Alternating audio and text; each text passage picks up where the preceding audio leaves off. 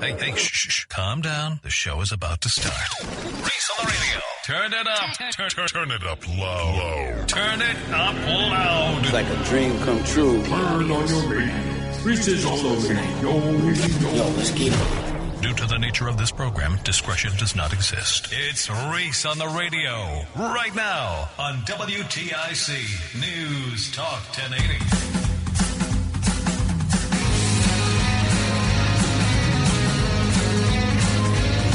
Oh, yeah!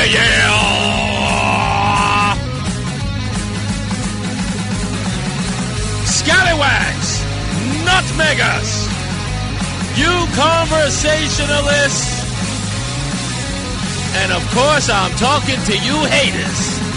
It's Reese on the Radio Live right here on WTIC News Talk 1080. I got to find this audio. Let me see if I can find it. Hopefully it is here. And I may not have it. It is, I may have to go here. And I was thinking about it earlier today, and I said, should I do it? I don't think so. But I think it's appropriate. We got so much stuff packed for today's show. By the way, always go to ReeseOnTheRadio.com if you want to watch it live, or you can find us on YouTube at Reese on the Radio Show, or just go to X at Reese on the Radio so that you can watch it as it happens. Make sure I spelled this correctly. Yeah. There it is. It looks like that's right. And if I get this wrong, there's a guy. His name is Frankie. Is it? Let me make sure I got his name right. And is that it? Yeah, Frankie Cutlass. That's him. Yeah. I have played this before. Now, I want to make sure that I got it right, so let me turn off this feed. I want to make sure I got the audio right here. Yes. There it is. It's right there. No, before I play it, let me break it down to you. So, as most of you know, I was a kid born and raised Hollis, Queens. Run DMC, LL Cool J. That was... I was born in 1969, and my formative years were in the 80s. As I was growing up, hip-hop had hit the scene at about my 10th birthday. So when I was a teenager, it was the music of my youth. And it wasn't the garbage that you hear today or you have heard in the last 20 years. We had sort of a wholesome kind of hip-hop in the early 80s. Party, have a good time, hotel, motel, Holiday Inn. That was what we grew up in. Getting girls, partying, having a good time, talking about strife and struggle inside the ghetto, a la The Message, Grandmaster Flash and the Furious Five. Some of it was serious, but other stuff was, kind of fun. People would do, it was interchangeable. And growing up in New York, in at least my 80s, it was a melting pot. It was a very strong melting pot in Queens. We had white kids that lived in my neighborhood, good friends with a lot of them.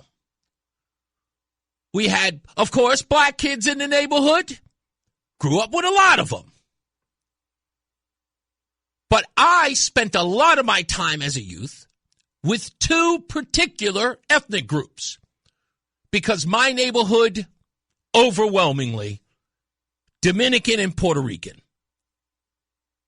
Two of my best friends, Robert Ortiz and Oscar Palenko, were Puerto Rican and Dominican, respectively.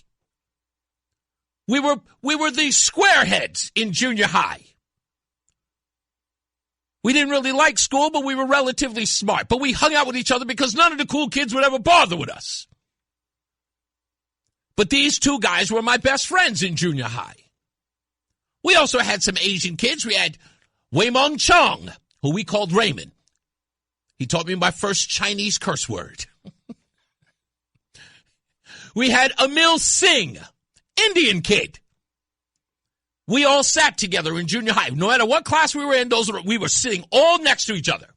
Billy Chang, another Chinese kid.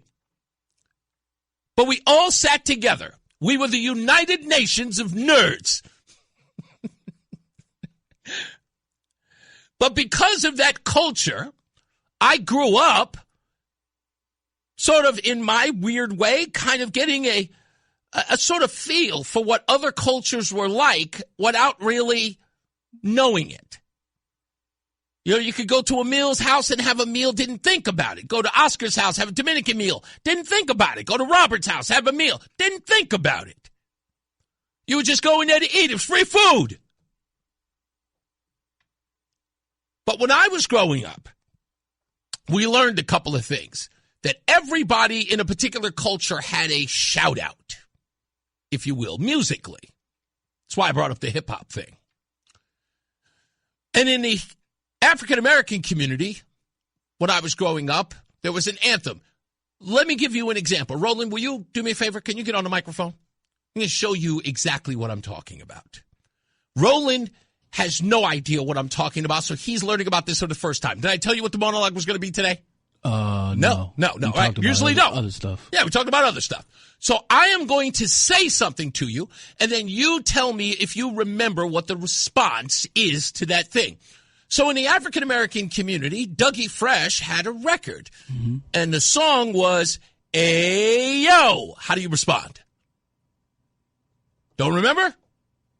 You don't remember the Dougie Fresh record? Oh, I wasn't.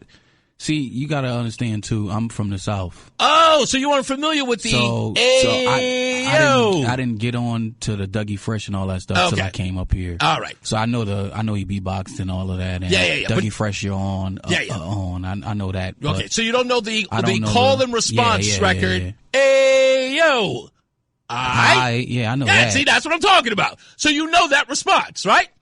Do you know the Haitian community? They have, when you say to a Haitian, ça passe, they say, daboule. Daboule. Yeah, you know that, right? Yeah, I know. I don't know the response, but I've heard it before. You've heard it before. So with Puerto Ricans, you would probably have to say that you remember this. Oh, yeah. Yeah, I know that one. Go to any Puerto Rican place in the world, they're going to know that. If you, I don't care who you are, what walk of life you are from, walk by Puerto Ricans, Puerto Rican Day Parade, and go, a Puerto Rico. Every Puerto Rican will go, oh. Yeah. They all know it, right? Okay, good. Just wanted to lay that out. So yesterday, when I was doing Spanish words, you know. Oh, you do know that they're saying if what? If you're that mad at him performing, then you can't eat Spanish food anymore. You can't eat Mexican food anymore. And because if you hate him, then you hate his coach, and you hate his culture. Yeah. Then you got to hate the food too. Exactly, and I think they're right. You got to hate the food. Anyway, yesterday I did Spanish words, which of course I played this beat. Where you get the beat from? Oh, I found it online somewhere. I just give you the ringtone beat. It was a perfect beat. It was a perfect beat, right? For your song. Exactly. Spanish words. Spanish words. Spanish words. Spanish words. Perfect. So what did I get? I got kickback from Don the Jamaican and Dr. Steve.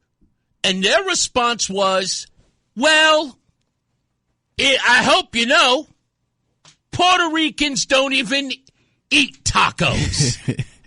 Because I called it the Taco Bell halftime show. And because in the beginning of the song, I said, taco, burrito. They don't even eat tacos, they told me.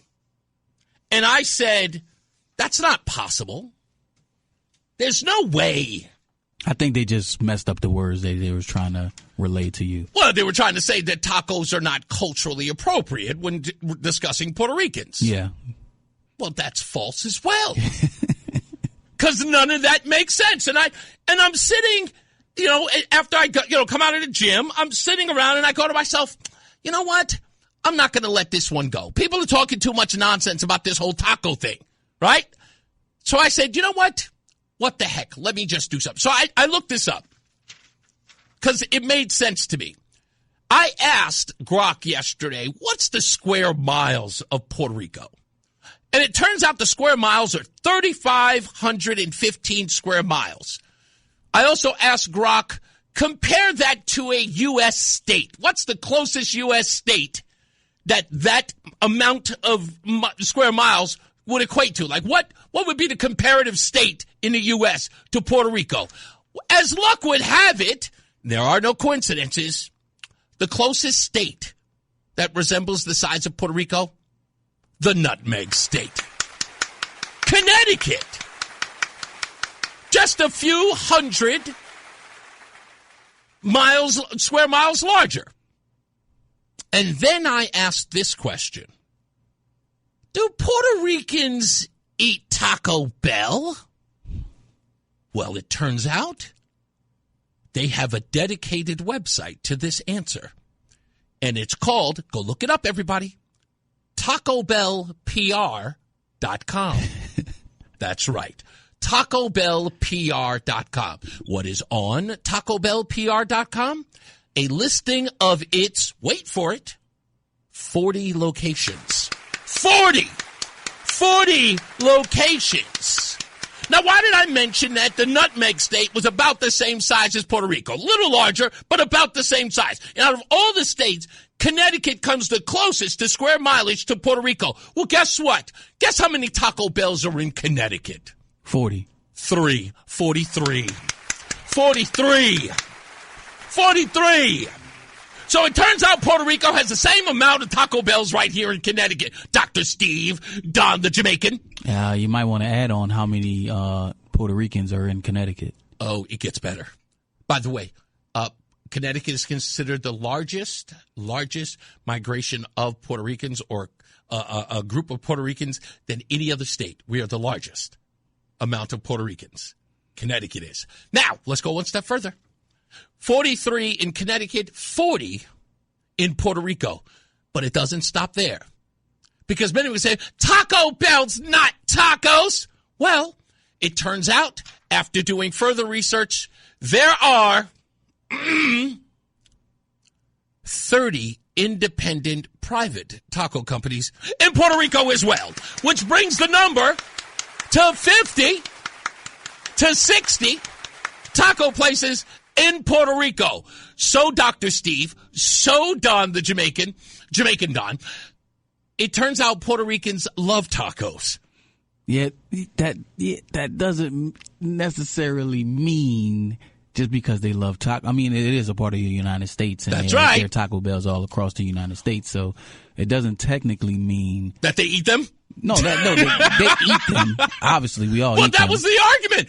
They said, no, I get what you're saying. It is not a Puerto Rican dish in the sense of Puerto Ricans do not consider them a part of, like that's a Mexican dish. Yeah, it's a Mexican dish. But the argument was Puerto Ricans don't even eat tacos, right? Which I would have told people, chill out. You don't know what you're talking about. I would have never even phrased it that way.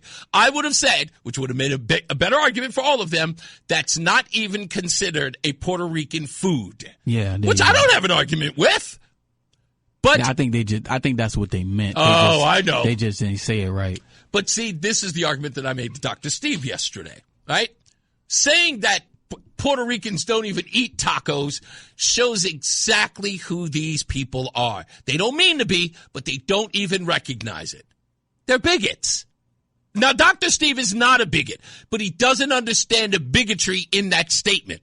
It's saying that Puerto Ricans would never eat tacos, and he knows this. Why? Why? Why does he know this? Why would he even say it? It's not because he means to be malicious. It's because he doesn't like the fact that I mentioned tacos when talking about Puerto Ricans, and the association is enough to make people outraged. So they make up something, and that's what he did. He made up a slight when it was needed. Here's the other part. Yesterday's Spanish words was not in any way a disrespect to Puerto Ricans or even Bad Bunny. I was making fun of us because we didn't understand. What was the reason why nobody wanted to watch the halftime show? I'm not even going to Spanish. Exactly. What are they even doing it for? He doesn't even speak English. I'm not even going to understand him. So I was mocking, hey, what was the big fuss about? Here, let me say some Spanish words that you clearly can recognize, right? Even some words that had nothing to do with the Spanish language. Sriracha? That's not even Spanish. Doritos? That's not even Spanish. Oh, by the way, when I said Doritos yesterday, I was pleasantly surprised by this. At the Taco Bells in Puerto Rico, the number one thing purchased at the Taco Bell in Puerto Rico were Doritos. Yeah, Los Tacos. Yeah. Those are actually pretty good. I'm sure they are. But my point was, Doritos is clearly not a Spanish word, but I'm poking fun at the fact that all you have to do is say something that sounds Spanish, and people will think that it is, especially those of us who don't know. So when I'm mocking the ignorance of people, I'm not mocking the ignorance of Puerto Ricans. I'm mocking our ignorance to that Spanish language, and mostly myself. You're poking fun at me, whether you like it or not. My wife was going, what was the purpose of that? And I was saying, I don't know Spanish. And when I hear Spanish, I hear it in these sort of ways. You can say something to me that it won't even have to be a word in the Spanish language. If I think or believe that it sounds Hispanic or Spanish or whatever it is, I'm going to believe you anyway. And that's how you can fool us. So I was poking fun at the fact that all of us don't know the language. Does it mean that we should learn Spanish? Oh, hell no. However, the big hubbub was about nobody could understand what he was saying. Well, I was listening to Uncle Ocho on the way to work. Oh, yeah? And they said the same thing I was saying to you yesterday. What's that? It's a vibe. You close your eyes and you just listen to the music, and they also said the people that are hating it as much is probably people with no rhythm. So they couldn't connect to the music, and they couldn't connect to the visuals, and they couldn't understand what they were saying. So it was a total, whatever for them. But it's a vibe, man. Like, you hear the music, you dance, you feel, it makes you feel good inside. Exactly. And you rock to it. Listen, I'll admit, it is not an impossible vibe to get down with. No, it's very good. It's a very easy vibe. Yeah, as soon as you hear that, you just want to move. Exactly. It makes your body want to move. Especially if you like to dance. Yeah. Yes. Spanish words. Spanish words. Spanish words. Spanish words. He said Spanish words. You might as well Spanish just words. put the song, make it official. Yeah, I'm going to make it official. You love it so much. I really do. Spanish words. We'll be back. It's Reese on the radio right here live. WTIC News Talk 1080. Fan of WTIC? Then do us a favor. Download the free Odyssey app and favorite WTIC. Yeah, I got word yesterday and today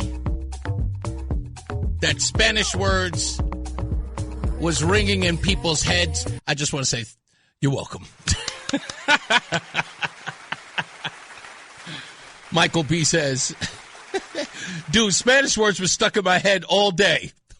Don't worry, Michael B. You're in good company. Roseanne was doing it too.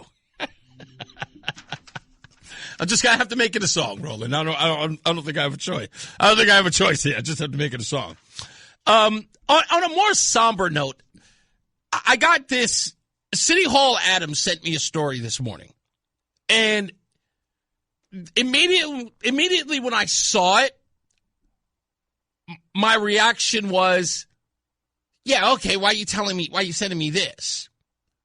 And then I started reading it. I don't know if that's the reason why City Hall Adams sent this to me.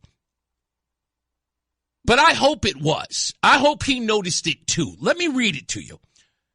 Apparently who did this come from? Let me find out. Let me remind myself who the source was. This came from, NBC Connecticut. Len Bestoff. I knew it was him. Len Bestoff yesterday did a story about Mimi Torres. He's been all over this story. But this story is really bothering me. So let me set it up this way. Is DCF a crime syndicate? Is the Department of Children and Families an organization that operates like the mob? Are they operating with such, impunity that people are afraid to step up and call them out Because I've already gotten a couple of phone calls from some people who are saying, look, I don't want to give my name. Look, I don't want. Here's why. And again, I wouldn't pay any attention to this at first. But then, like I said, City Hall Adams sent me this. A retired longtime employee of Connecticut's Department of Children and Families has criticized the agency's handling of a key welfare check in a tragic case of 11-year-old Jacqueline Mimi Torres, whose body was discovered behind an abandoned building in New Britain.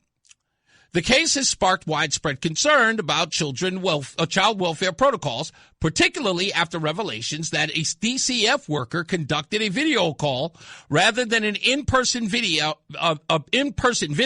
with someone impersonating a child. In an exclusive interview with NBC Connecticut investigators, the former DCF worker, who has decades of experience and continues to work in child welfare, this person still works in child welfare, stated that relying on a Zoom or a video call for such a check would have never been accepted under longstanding agency practices. He emphasizes that face-to-face meetings with children have been the required standard for welfare checks for many years. The contrast with testimony from current DCF social worker Shanna Hargrove, that's the woman who took this interview, during a January probable cause hearing for Jonathan Nanita, one of 3 individuals charged in connection with Mimi's death. Hargrove stated that regulations did not mandate physically seeing Mimi before closing the investigation, as the child was not the primary suspect of the reports that prompted DCF involvement. The retired employee argued that this reliance on virtual verification deviated from decades of internal protocol and suggested that state laws may require updates to avoid similar oversights in the future. That would have been enough if this paragraph wasn't a part of this whole thing. The impersonation came to light during court proceedings where the 22-year-old woman testified that she posed that his then 11-year-old Mimi would have turned 12 on a Valentine's Day Zoom call in February of 2025. She said Mimi's mother, Carla Garcia, asked her to do so as a favor, claiming that the real child staying with the family in Virginia, and that the children risked being removed from the home otherwise, unbeknownst to the DCF worker. Mimi had likely already died at this point. The former DCF worker's comments highlighted ongoing questions about whether stricter in-person requirements could have changed the outcome of this heartbreaking case. Mimi's death has been ruled a suicide due to child abuse involving starvation. Additional disturbing details emerge from this autopsy reports and the investigation. Oh, no, it's missing the key part of this whole article. And that was, the former employee here, who is speaking to Len Bestoff, asked to not give their name out of fear of retaliation. Why?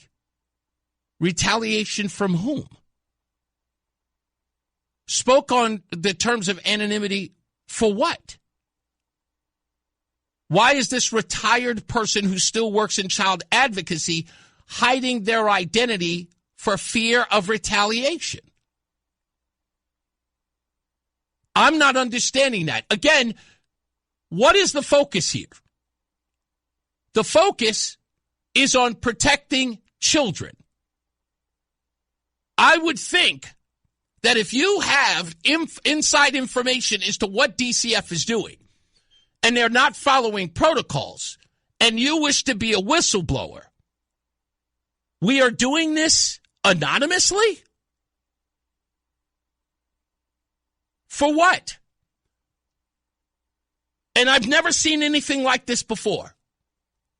Call me crazy, but I can understand you're probably, whistleblowing on a government agency. I know that. The FBI, the CIA, DNI, one of those clandestine groups that are definitely, spike your drink when you're not looking. Change your Tylenol tablets for something Probably nefarious. Yeah, I get that. But DCF? We have former employees, retired employees, afraid to step up because the DCF is so powerful they can do what? Somebody's going to have to explain to me why the DCF is this powerful. It's a child welfare organization. Like, what could they possibly do to you? I mean, I hate to put it this way because we are talking about the DCF here. I would assume that this guy knows where the bodies are buried. I mean, we're talking about DCF. They've got plenty of buried bodies, don't they? So what's this nonsense about people doing it incognito? Covering their faces, having their voices altered. What are they, in a mob? When I read it, I just went, this, I'm checking out the organization. I mean, unless somebody's going to tell me something different, send me a message. Tell me what the deeds, if you are one of those anonymous folks, send me a message on the side. Hey, Reese, you better be careful. Yeah, tell me. I want to know. I wouldn't talk to one soul. I'm like, we're in the business of saving lives, right? We're in the business of protecting children. But that, you know what, that may be where my problem is here. That's what it is. Maybe it's me. Maybe I need to recognize truly, right, that Connecticut doesn't protect children. Perhaps when it comes to children in this state, the adults protect themselves and say, forget the children. And we're finding it out more and more. Then not just watch a video with Craig Fishbein on the floor trying to pass legislation that said that if a parent goes into a library, that the library inform the parent that the library may contain pornographic material. When the parent is going into the library to get the child a library card, that we at least make it possible for the parent to acknowledge that while your child is roaming through the aisles grabbing kid books, they may grab a book called Genderqueer that has pornographic images in it. And what was it? 92, 97 Democrats voted no on that bill. It's weird that a state that used to be all about family, I mean, that's what it was known for. Maybe not of its own accord.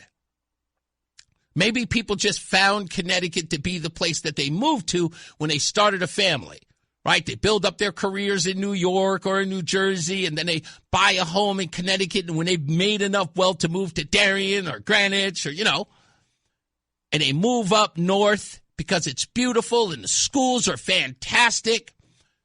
And then the Connecticut lawmakers saw all of these kids coming up. Look at it. Wow, we're overrun with children. They love our schools. Release the pornography. Is that what it is? Maybe I'm just the one who I'm missing it. Maybe I'm missing it. Maybe lawmakers in Connecticut just said, I'm sick and tired of all these kids being here. You know what's just too many damn children. Let's make this place the most unsafe place for kids ever. Or, looking at some of the legislation today, or at least some of the legislators, I mean, maybe that was the plan, huh? Filthy. Let's take a break. We'll be back. More news, more views. It's Reese on the radio. It's Reese on the radio on News Talk 1080 WTIC. I don't know about you, but that people are saying that it's there absolutely could be retaliation. Lori Maz says. I couldn't imagine an organization that would behave in that way. I mean, unless we're to say, I mean, I get the whole idea. People think that DCF is corrupt. I don't think they're corrupt. Corrupt is a strong word. Because there's got to be a benefit at the end of the day. I mean, unless you're telling me that these folks are profiting off of dead kids. Because I don't see how you profit from that. The organization is horrible. I know that there's a little bit of this like DEI nonsense going on. I mean, that we know for certain is going on. And the DEI in this particular case is they do not want it revealed because somebody will look it up. That black and Hispanic kids are overwhelming the majority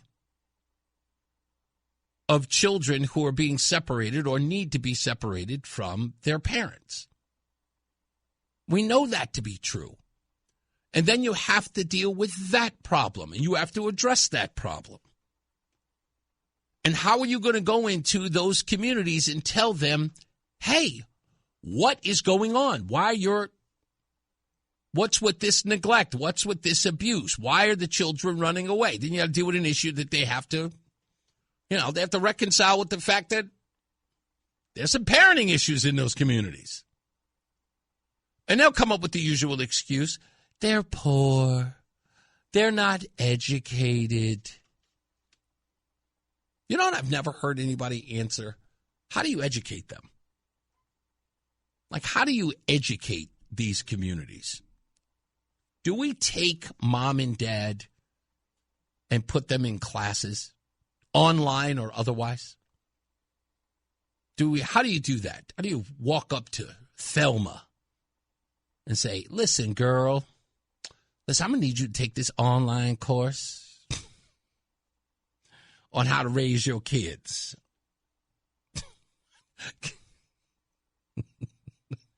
I don't think you can pull it off. I'd love to see the person who tries. Hey, girl. Yeah. Listen, you're going to have to take this course. You're going to have to pass with at least an 85, And you have to ask them questions like, your 5-year-old is about to grab a boiling pot of water off the stove. Do you A, sit by and watch the results? I don't know. Actually, I took that one from actual experience because my sister got burned exactly that way because we were latchkey kids. My mom left us at home when we were like 12. My oldest sister was 12. I was 10. And sure enough, my little sister, oh boy, she got to that hot pot. I'll never forget it. She burned that arm. It was bad. Having my sister having to explain that to my mother, that was rough. Burned her right through. Whew. Not to say that wasn't the first time, because it didn't happen to my other little brother.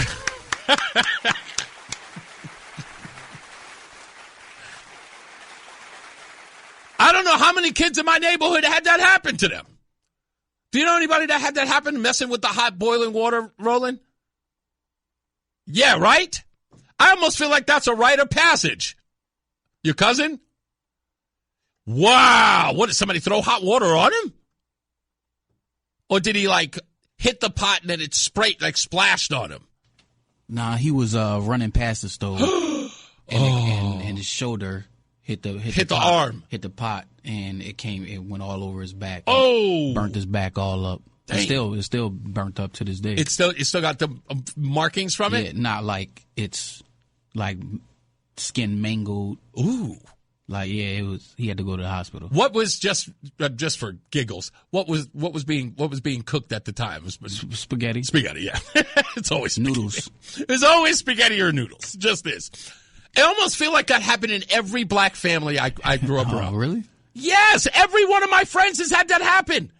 Growing up, everybody has a story about someone getting hot water, either spilled or falling on their body. Yeah, I'm telling you, it happened to actually, it happened to all three of my younger siblings. It happened to Charles, it happened to Zakiah, it happened to my brother Briggs. All three of them. Always my sister's fault. This is why I don't cook. Well, they always say a good cook always gets burnt a little bit. Gets burnt a little bit? Yeah. Got no burns. Not happening. Not doing it.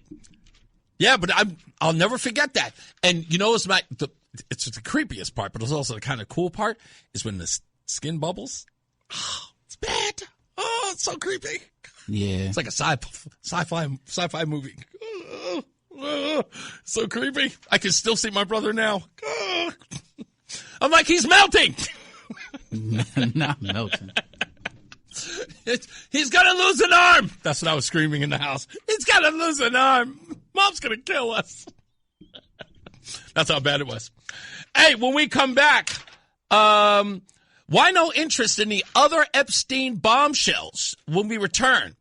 Chuck Schumer is on the list. We return. Let's get to the newsroom. John Silva is back. He's in the WTIC newsroom. It's Reese on the radio. Reese on the radio, making sense of the news. Yeah, even when it makes no sense at all. Now on WTIC News Talk 1080. What did KB say? KB just sent me this message on X. He just says, get this. Some friends of mine from Puerto Rico told me that they have signs in the airport that go Connecticut to the what? Huh. Interesting. Okay. Yeah, well, maybe he'll explain that to me in a sense. By the way, we've got a surprise Negro nonsense today. I think you'll like that. Stay tuned for that. Also, Zeke Zilla writes in the Reese on the Radio chat room, when working for a state agency, you sign a no-disclosure agreement that you will not disclose anything that happens in the agency. That's why each agency is a PIO, Public Information Officer. A Public Information Officer. So you're saying that, in essence, Zeke Zilla, that each of these folks sign an NDA. We have to get rid of that. That can't be. In no way whatsoever. That can't be. It can't be in the best interest of the agency and not the children that they serve. That sounds insane. So if that indeed is the case, something's got to be done about that. Let's go to Paula in Simsbury. Hello, Paula. Hey there, Reese. How are you? I'm fine. How are you? I'm great. So what did you have for me? Okay. So you were one of these people who had those shenanigans in the house when the parents were away. Well, yes. My sister did get hurt by hot water. Yep. But she bumped into her aunt, and her aunt turned around and water all over her. Thank God nothing happened after that. Wow. But my mom, yeah, I know. We were close to the hospital, so that was easy. Yeah. My sister around the corner. No, me and my sister were latchkey kids. And and my mom kept the house immaculate. But sometimes we ate in the living room, watching TV. Yeah, when we spilled something, we were crazy to clean it. So, yeah, we did crazy stuff like that. And I cooked when my mom wasn't home either, but I never How old were you when you cooked when your mom wasn't home? Were you like 10, 11, 12? More like 8. 8? Yeah. 8? Ugh. Please tell me. Now, I know I'm going to hear what the answer is going to be with this, but did you cook in front of the stove standing on a chair from the kitchen? And but I never burnt anything. But did you stand on a chair? Yeah. Of course. Yeah. I see that. I'm telling you, I don't know what it is, but there are some things in life that no matter where you come from, no matter what walk of life you come from, everyone can identify with that one experience, and that is one being too young to be cooking. But you see that image. When I see that image now of a kid sitting on a chair in front of the stove stirring something on a pot, when I see that everywhere. I kind of feel like it's a rite of passage, or it's just something that we do uniquely as kids. Yeah, and with my kids, when I decided to have children, I said they're not going to be in the kitchen while I'm cooking. Yeah. Because there's no way. I said no running in the kitchen, nothing like that. And then my youngest daughter, she wanted to learn how to cook, and I gave her a kid's cookbook, and her and I cook what's in the cookbook, because that's, she wanted to be like her mom. So, yeah, that's what, that's the undeniable sort of charm of your kids, is that when they want to do what you're doing, you immediately, how do you not fall in love with that idea? You just go, you want to cook like mom? You want to cook like dad? And you got to go, how do you not feel like a sense of adoration for your child wanting to be like you? You got to look at that and you just got to go, okay, come on, I'll teach you how to do it. You feel like a hero. Yeah, well, because my aunt did the same thing for me. I wanted to cook. She bought me a cookbook, and I thought, oh, that'd be great, something for her to learn. She wants to learn. So I thought that was great. But with parents, they should, be more in tune with the kids, And I was a single mom with my children. Oh. And I sat them down and I told them that these are the responsibilities that you have to have, and I set a higher standard for them.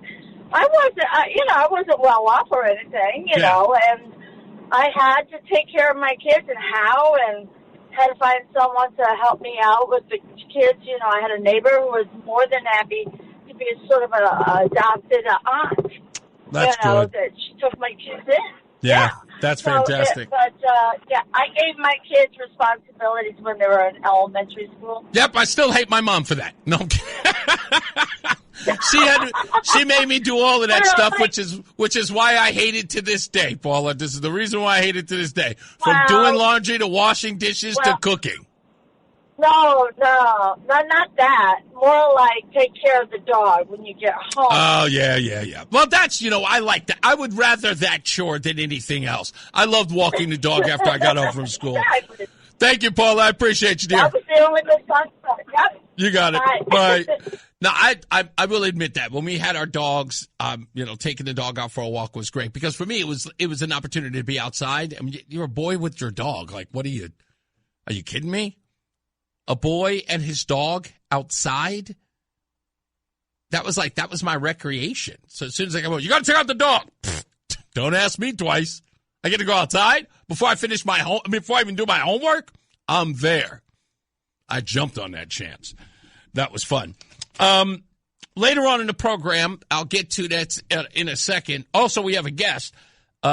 Kate Prokop, the People's Advocate, is going to be here at 4 o'clock. We'll talk to her about House Bill 5044. We'll get the details to what this means if it's passed, this proposal by Governor Lamont, and why it is so dire to stop this and to sign her petition. Go to my Facebook page as well as hers, Kate Prokop. She tagged me in it. She tagged me in a post today as well. So if you go to my Facebook page and see the post there, go to her petition and sign it. We need as many signatures as we possibly can to put an end to House Bill 5044. This cannot be a repeat of House Bill 8002. This House bill, this is absolutely the most insane stuff. We'll talk to Kate about it. She'll explain all of it and why it's important that you get the word out to your friends and your family who live in the state of Connecticut to put a stop to this. Because the Democrats have a supermajority, and this could very well pass. And it's, as far as I'm concerned, it is game over. The only other option we have beyond the scope of 5044 is removing Lamont. And that's the reason why we have got to send a message now that 5044 cannot happen. So we'll get into that as well. Let me say this. I don't care what anyone says about the Epstein files. Come on this program and moan about it all you want. I don't care. The Epstein files for me are an interesting look into the psyche of what is it? What are they? Non-Trumpers, the anti-Trumpers, whatever. I don't care. Never Trumpers. That's who they are. It is a mine into the psyche of people who hate MAGA.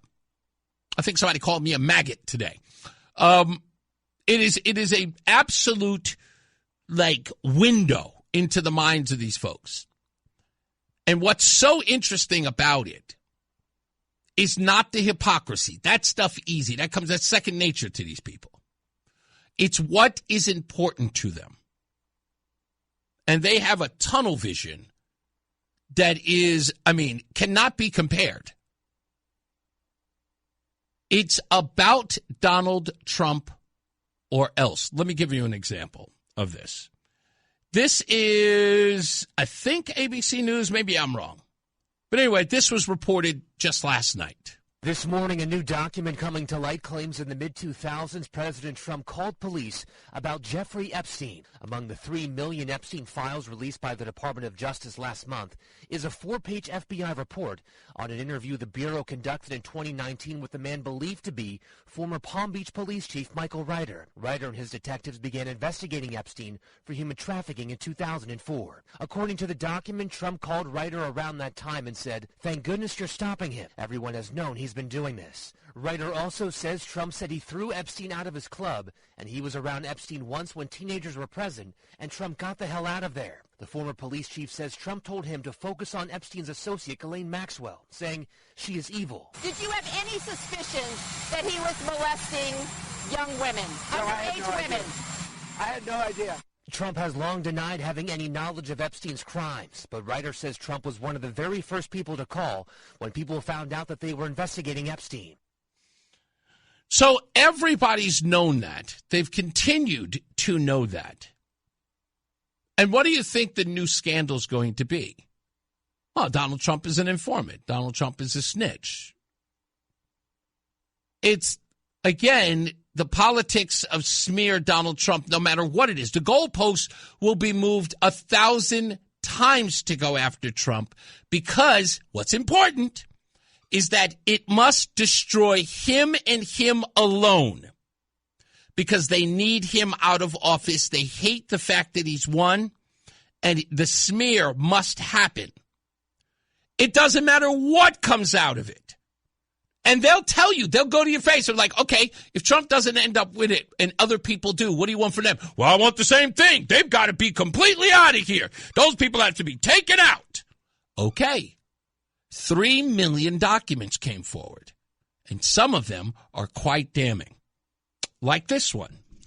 This is a breakdown of a story that involves the Activision Blizzard CEO, Bobby Kotick, where Jeffrey Epstein is in a conversation with Kotick talking about his video games. 2 video games in particular, Medal of Honor and Call of Duty. Jeffrey Epstein trashes traditional educational games as too hard and frustrating, and they're saying that they are no fun. He said that they don't scale because computers can't replace the one-on-one teachers. Instead, he flips the script and uses violent and addictive shooters to teach kids real-world habits, specifically spending money. The key notes from this email say that what Epstein was trying to do was to get activism to give children sort of incentives in the games. Here are some of the things that they were talking about in there, saying that he was dreaming up scenarios like a game door with squiggly symbols where munchkins would say konnichiwa. You open it to a hot princess with big breasts and a thong and then slam the door closed in the player's face, forcing the player to learn kanji to proceed. He said that it both hooks 5th graders into bilingualism via Japanese, all while keeping the boobs and guns for profit. Epstein dismisses Pure Educations as for the P word, let's say girlies instead of the P word, and calls for educational subversion, hiding life lessons in games to keep the boobs and guns for profit. He says, F educational reform. We need educational subversion. Why is that of no interest to people? Why is that no interest? Epstein, according to these 3 million files, was involved in everyday life and consumerism. In your life, in your child's life, this guy was we're talking about in the boardrooms and in the emails and conversations about product placement, mission creep into society. This man had his tentacles on everything. And there's no interest in any of this. It's just about Trump. Let's go one step further. I learned this today. Absolutely interesting. Chuck Schumer. According to the Federal Election Commission records, Chuck Schumer received money from Jeffrey Epstein through 9 separate donations from 1992 to 1998. This includes 7 $1,000 donations directly to Schumer's campaign between 92 and 97, one $10,000 donation to the Victory in New York, a joint fundraising committee, he established with the Democratic Senatorial Campaign Committee, in October of 1998, and one $5,000 donation to the Win New York, a Schumer-associated joint committee in October of 1998. The total amount of these donations were $22,000, which Schumer later offset by donating an equivalent sum to the anti-sex trafficking and anti-violence against women groups in 2019. Again, no interest in this. No interest in the people who took money from Jeffrey Epstein, were taking advice for him when it involved your children playing video games, popular ones like Call of Duty. We're talking about video games in the trillions of dollars. This guy was talking to the CEOs, trying to educate your kids through sex and violence. No interest. Which reveals something that I cannot escape. And that is, why would I expect a group of people who would take millions of dollars from the likes of Warren Buffett, the Ford Foundation, and George Soros, why would I expect them to be outraged about this? Because you're all on the take and you're hypocrites. That's why when I see you in my chat rooms talking about, let's talk about Epstein, why would I take you serious? Why would you people think that you are serious brokers in all of this? You're not. You're all a bunch of worms. You're just as bad as the people who took his money or took their money. That's all you are. You're phonies. You're frauds. Don't waste my time. That's all I'm saying is that don't waste my time. Who's going to listen to you? I sure don't. That's why I laugh at you all day. Scott says, can we stop talking about Epstein and maybe focus on the weather? I wish I could, my friend, but they're not going to let me. They want to talk about him, so don't worry. We're going over the files over and over and over again. And every little tidbit we learn, we're going to reveal. And we'll watch them again, as they always do. Scurry. Let's take a break. We'll be back. More news, more views. It's Reese on the radio. Listen to WTIC News Talk 1080 on the free Odyssey app. Download and like WTIC today for alerts on special programming. All right, we are back. As I mentioned before, Kate Prokop is coming in. Well, she'll be on the phone in a good half an hour. We'll talk to her about House Bill 5044 and what you can do to help put an end to all of that. Also, we got Negro Nonsense coming up. Stupidest thing I read today, or the stupidest things I've read today, because I didn't do it yesterday. We got a whole bunch of other stuff there. Before I get to the phones, I want to play this. There's a lot of stuff that came out yesterday that also didn't make the news. And this is incredible. Christopher Wray and the FBI former director, or associate director, assistant director of the FBI. I think her name is Jill Hellman or something like that, or I forget what her name is. I might have it here. Anyway, but she was asked by Ted Cruz a very crucial question. And this question was done it was a question and answer in the Senate, but she was off site. So forgive the audio on his, because you may hear Ted Cruz sort of repeat himself or an echo in the room. But try to get past that, because I want you to hear her answer to these questions. This is very vital in all of this as it pertains to January 6th. And here is the important thing to note, especially people on the left. Listen closely. It is known now that there were not 20 people in the crowds on January 6th at the Capitol. We know that that number exceeds 250 individuals.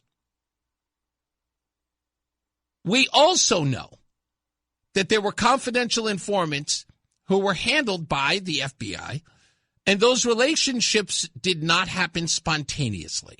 As Kash Patel told us, that relationship is usually, at a minimum, 6 months in advance into the actual operation.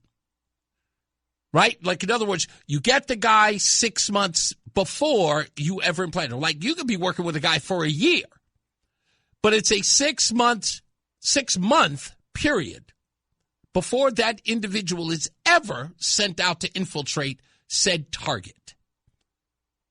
So this wasn't spontaneous, like a week, that they just got somebody to infiltrate the Proud Boys or the Oath Keepers. These were long operations, we told you. You laughed them off. But another important thing that you should note is this back and forth with Ted Cruz and the FBI. Because you might remember Clay Higgins asked Christopher Wray, were there any FBI agents or informants dressed as Trump supporters inside the Capitol? He wouldn't say no, but he just said he couldn't reveal his tactics. But he couldn't say no, which is why this exchange is very important. Listen closely. How many FBI agents or confidential informants actively participated in the events of January 6th? Sir, I'm sure you can appreciate that I can't go into the specifics of sources and methods. Did any FBI agents or confidential informants actively participate in the events of January 6th? Yes. That's a key question. And Ted Cruz clearly understands she can't really answer that, but you got to get it on the record. January 6th, yes or no? Sir, I can't answer that. Fair. And I can understand that. You cannot even say whether or not one of your confidential informants or agents coerced people into committing crimes. You just can't. You can't self-indict like that. You can't do that. They may have done it, but she can't tell him that. Blows the whole investigation up. But even with that, she should have been able to answer this as clear as a bell. Did any FBI agents or confidential informants commit crimes of violence on January 6th? Now remember what Christopher Wray said to Clay Higgins. If you are suggesting that the people who were inside the Capitol or the people who were confidential informants in the crowd were committing crimes, I will stand here and tell you that that is emphatically untrue. But what does the assistant director say? I can't answer that, sir. What? You can't answer that? Christopher Wray always said, if anybody was suggested we were in there committing crimes, it's absolutely irresponsible. Did any FBI agents or FBI informants actively encourage and incite crimes of violence on January 6th? Christopher Wray said it was ridiculous to even suggest it. Sorry, I can't answer that. How many FBI agents? That's all I'm saying. And then we get this from John Solomon yesterday.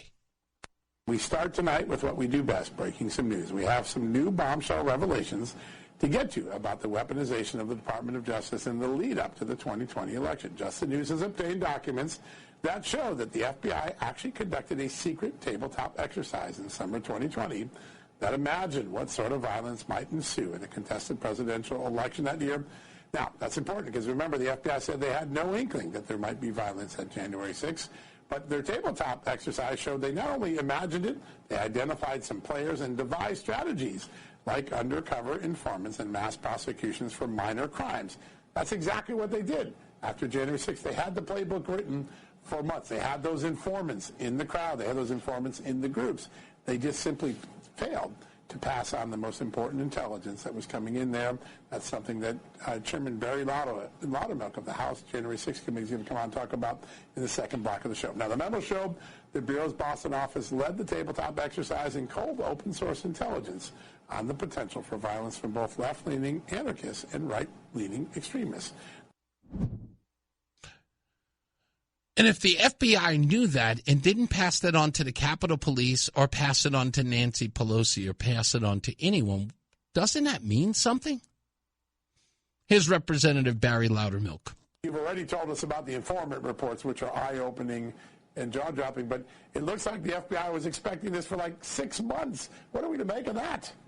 John, through this entire investigation, both in the previous Congress and this one, amazes me how much everyone knew of what was going on who claimed they had no idea. I mean, we're finding out now how much the FBI did know through their confidential human sources. Now we're finding out why they embedded so many confidential human sources, because they were either aware or they were concerned that something like this may happen, to the point that they did tabletop exercises on how to respond to this. My question now is, if it was so important to do a tabletop exercise, why didn't you do anything to try to prevent it, or at least to have the Capitol Police and other law enforcement agencies in Washington, D.C., give them the information so they could be ready for it? Why not? Worth asking? Absolutely. But I totally appreciate all those people who are now saying, oh, what does that mean? Don't be dumb. Don't be coy. You know exactly what it means. It means what you've always known about the FBI, what you've always known about the CIA, what you've always known about the three-letter organizations. Some shenanigans were going on.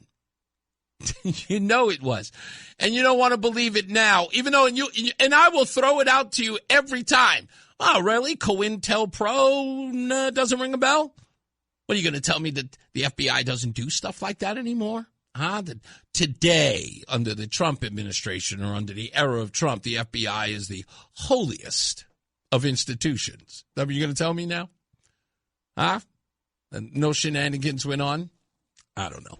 They appear to be contradicting themselves, and it's right in your face, but no conspiracy exists now. Well, the crazy part is, and I say this to these leftists all the time, I grew up with you lefties. You've always been the same.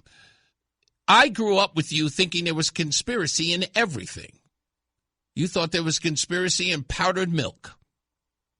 Didn't matter what it was. You could find a conspiracy to attach on it. Nowadays, forget about it.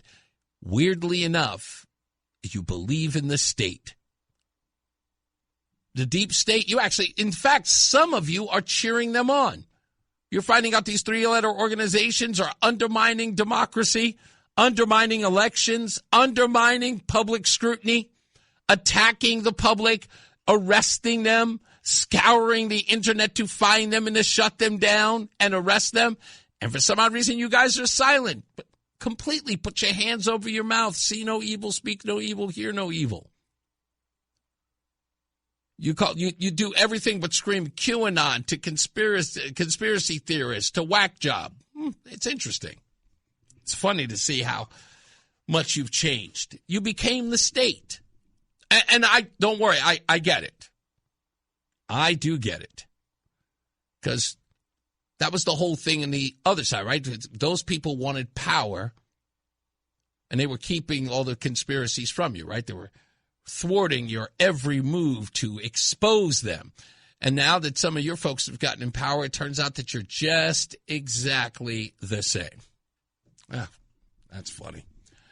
That's really, really funny. Anyway, we'll get to that in a second. Negro nonsense coming up. Stand by for that.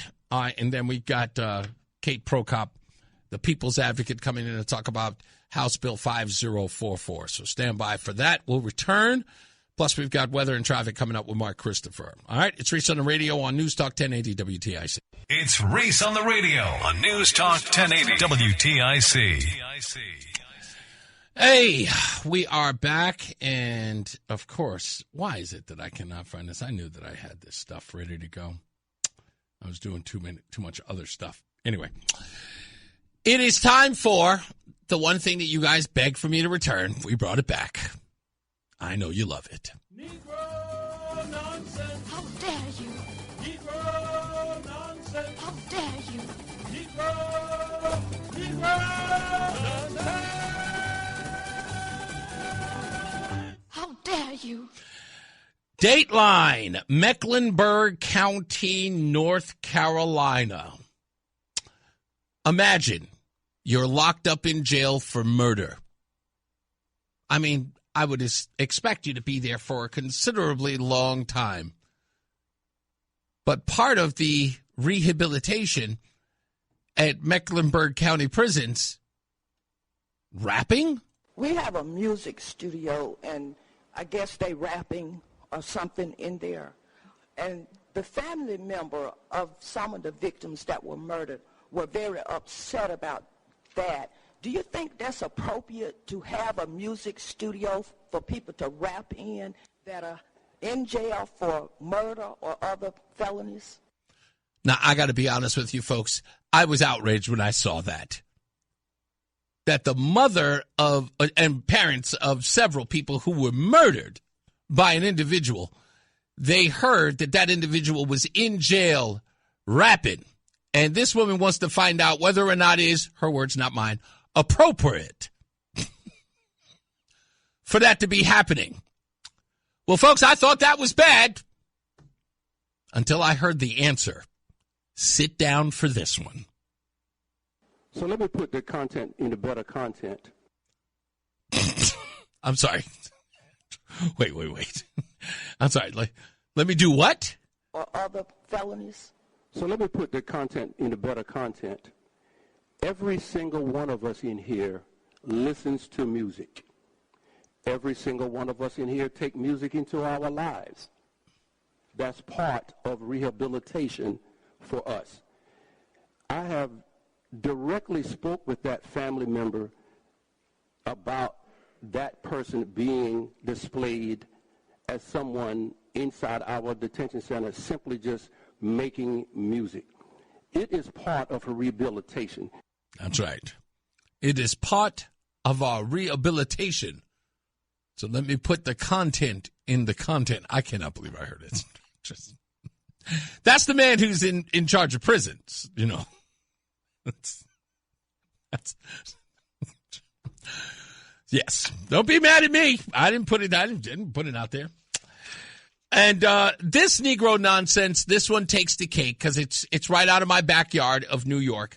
This comes from Representative Charles Barron. And Charles Barron, he is in charge of the 42nd District, that is East New York, New Lots, Spring Creek, and Starrett City. All locations I'm very familiar with. And his community used to be a melting pot in Brooklyn. I mean, a big melting pot in Brooklyn. But that is all gone by the wayside. It is now 73% black, 19% Hispanic, and just under 4% white. And this is what Charles Barron was bragging about publicly on camera with a microphone in his hand. I have the distinct honor to be able to come before you and say I actually lost white population in my community. I lost them. They left. They left. I didn't ask them why. They left. So if you see 1 or 2 or 3 or 4 or 5 whites in my neighborhood, they're passing through.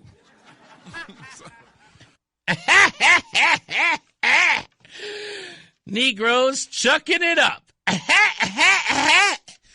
We ain't got no white people in the neighborhood. They just passing through. Overall serious crimes and major felonies: murder, rape, robbery, felony assault, burglary, grand larceny, and larceny auto, 17 per 1,000 residents in East New York and Starrett City versus 13.6% citywide. He's having himself a good time, ain't he?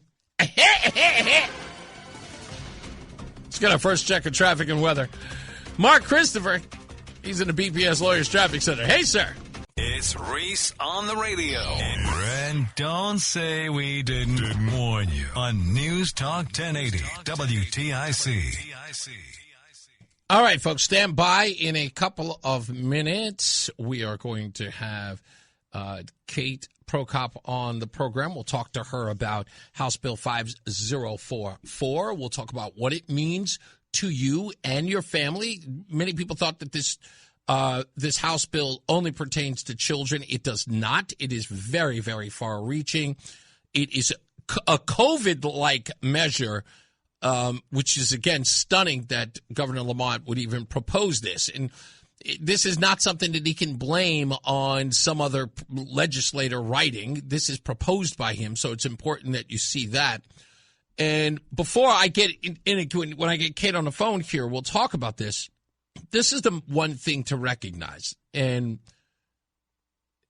permission slip should be on the mouths of every person in Connecticut in this coming election in November. Because it's stuff like this that Lamont is bold enough to propose now.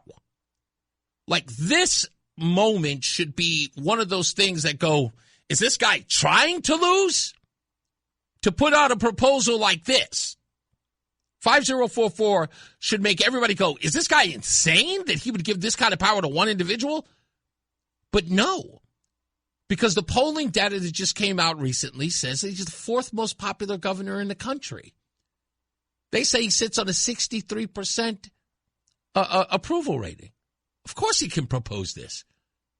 And that's why I say this election would be a permission slip to say, I don't think you're going far left enough. Go nuts. And that's why it's got to be stopped. That's why Kate Prokop is doing what she's doing. People's Advocate will join us in a moment, so stand by for that. Let's get another check of your traffic and weather on the 8s with our good friend Mark Christopher. He's in the BPS Lawyers Traffic Center. Hey, Mark. It's Reese on the radio on News Talk 1080 WTIC. We're back. Reese on the radio. Got somebody who's brand new in the chat room, never heard Negro nonsense before. That's okay. We'll give him an opportunity to call at 860-522-WTIC. Let's get to our guest. Kate Prokop is on the phone. Hello, dear. How are you? Thank you for joining us. Hi, Reese. How you doing? I'm great. Are you familiar with my show at all? You know what? I've never listened to your show before. I'm so excited to be here, though, and I checked out all your socials, and I really like your content. So, thank you. Again, agreed to it, and happy to be here. No problem. So you are well known online as the People's Advocate, Kate Prokop. You are diligent in pushing back on some of these House bills and anything and everything related to Connecticut. So I'm going to consider you the pro on all of this. You and I was the only person. The only reason why I even mentioned this is because I saw it somewhere online in my usual sort of news feed.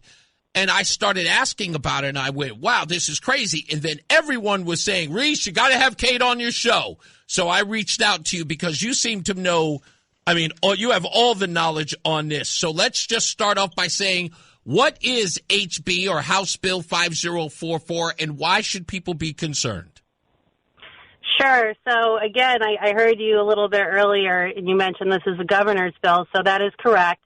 He put this piece of legislation forward. Now, this is a short session, and it's a budget year. Yeah. So that means that the only bills that are supposed to be passing are, budget bills. This is nothing to do with the budget. Okay, so it's already starting off very, very, shady situation, not supposed to be happening, type of deal, right? So red flag goes up immediately. But what's really concerning about this was, I have a bill tracker. This popped up on my bill tracker on Thursday.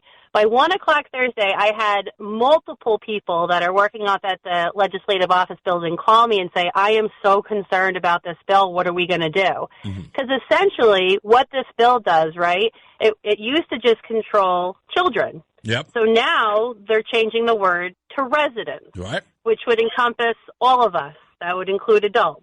So what was mentioned, that the only people that would be protected under this are people in nursing homes that would still qualify for a religious exemption in nursing homes.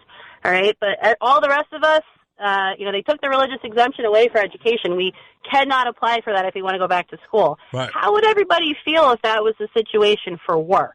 Yeah. Because that's what this bill sets up. It's the framework. Governor Ned Lamont governs by attrition. So he comes off, I'm this moderate guy, right? I'm not extreme. I'm not too far left.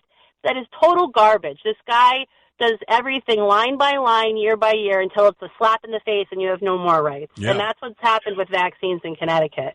So essentially, this sets the framework to mandate vaccines for adults, and it gives all the power to one individual who was just yesterday posting on the Connecticut Department of Public Health website, the way you show someone you love them this Valentine's Day is by getting your COVID vaccine. Wow. So she's still on this kick that everyone's got to get their COVID vaccine, their boosters. Wow. She's our public health commissioner. So what this bill does is it removes the Regulatory Review Committee. Right. This committee is perhaps the last bipartisan committee that we have up in Hartford. It's made up of half and half Democrats and Republicans. They're all elected officials that we put up in Hartford to represent us. Okay? It completely absolves that Regulatory Review Committee and gives all of the power to add any vaccine to the schedule, now, again, for adults too, to one person, the Department of Public Health Commissioner, Manisha Jutani. Again, she worked at Yale for many years. She's still employed there part-time, and she worked in their infectious disease department. Oh. She was a huge proponent of the COVID-19 messaging that came out of Yale University, and she's still a huge proponent of it, and she's in charge of our public health. Just a little bit of background about that. I've been advocating for people for about a decade now for vaccine rights in Connecticut. Yeah. And I started out with Renee Mitchell-Coleman. She was our former public health commissioner, right? And we weren't on the best of terms, but she at least communicated with me respectfully. Yeah. And around 2019, Ned Lamont did something to her that she didn't want to do. He forced her to release state-by-state immunization data for all the schools in Connecticut. She didn't want to do it. She thought it was way too invasive, and it was a violation of people's, medical privacy. Yeah, HIPAA. And she pushed back on it for a year. So he made her life a living hell, and he eventually pushed her out. She sued him for discrimination, for being a woman, for being a black American.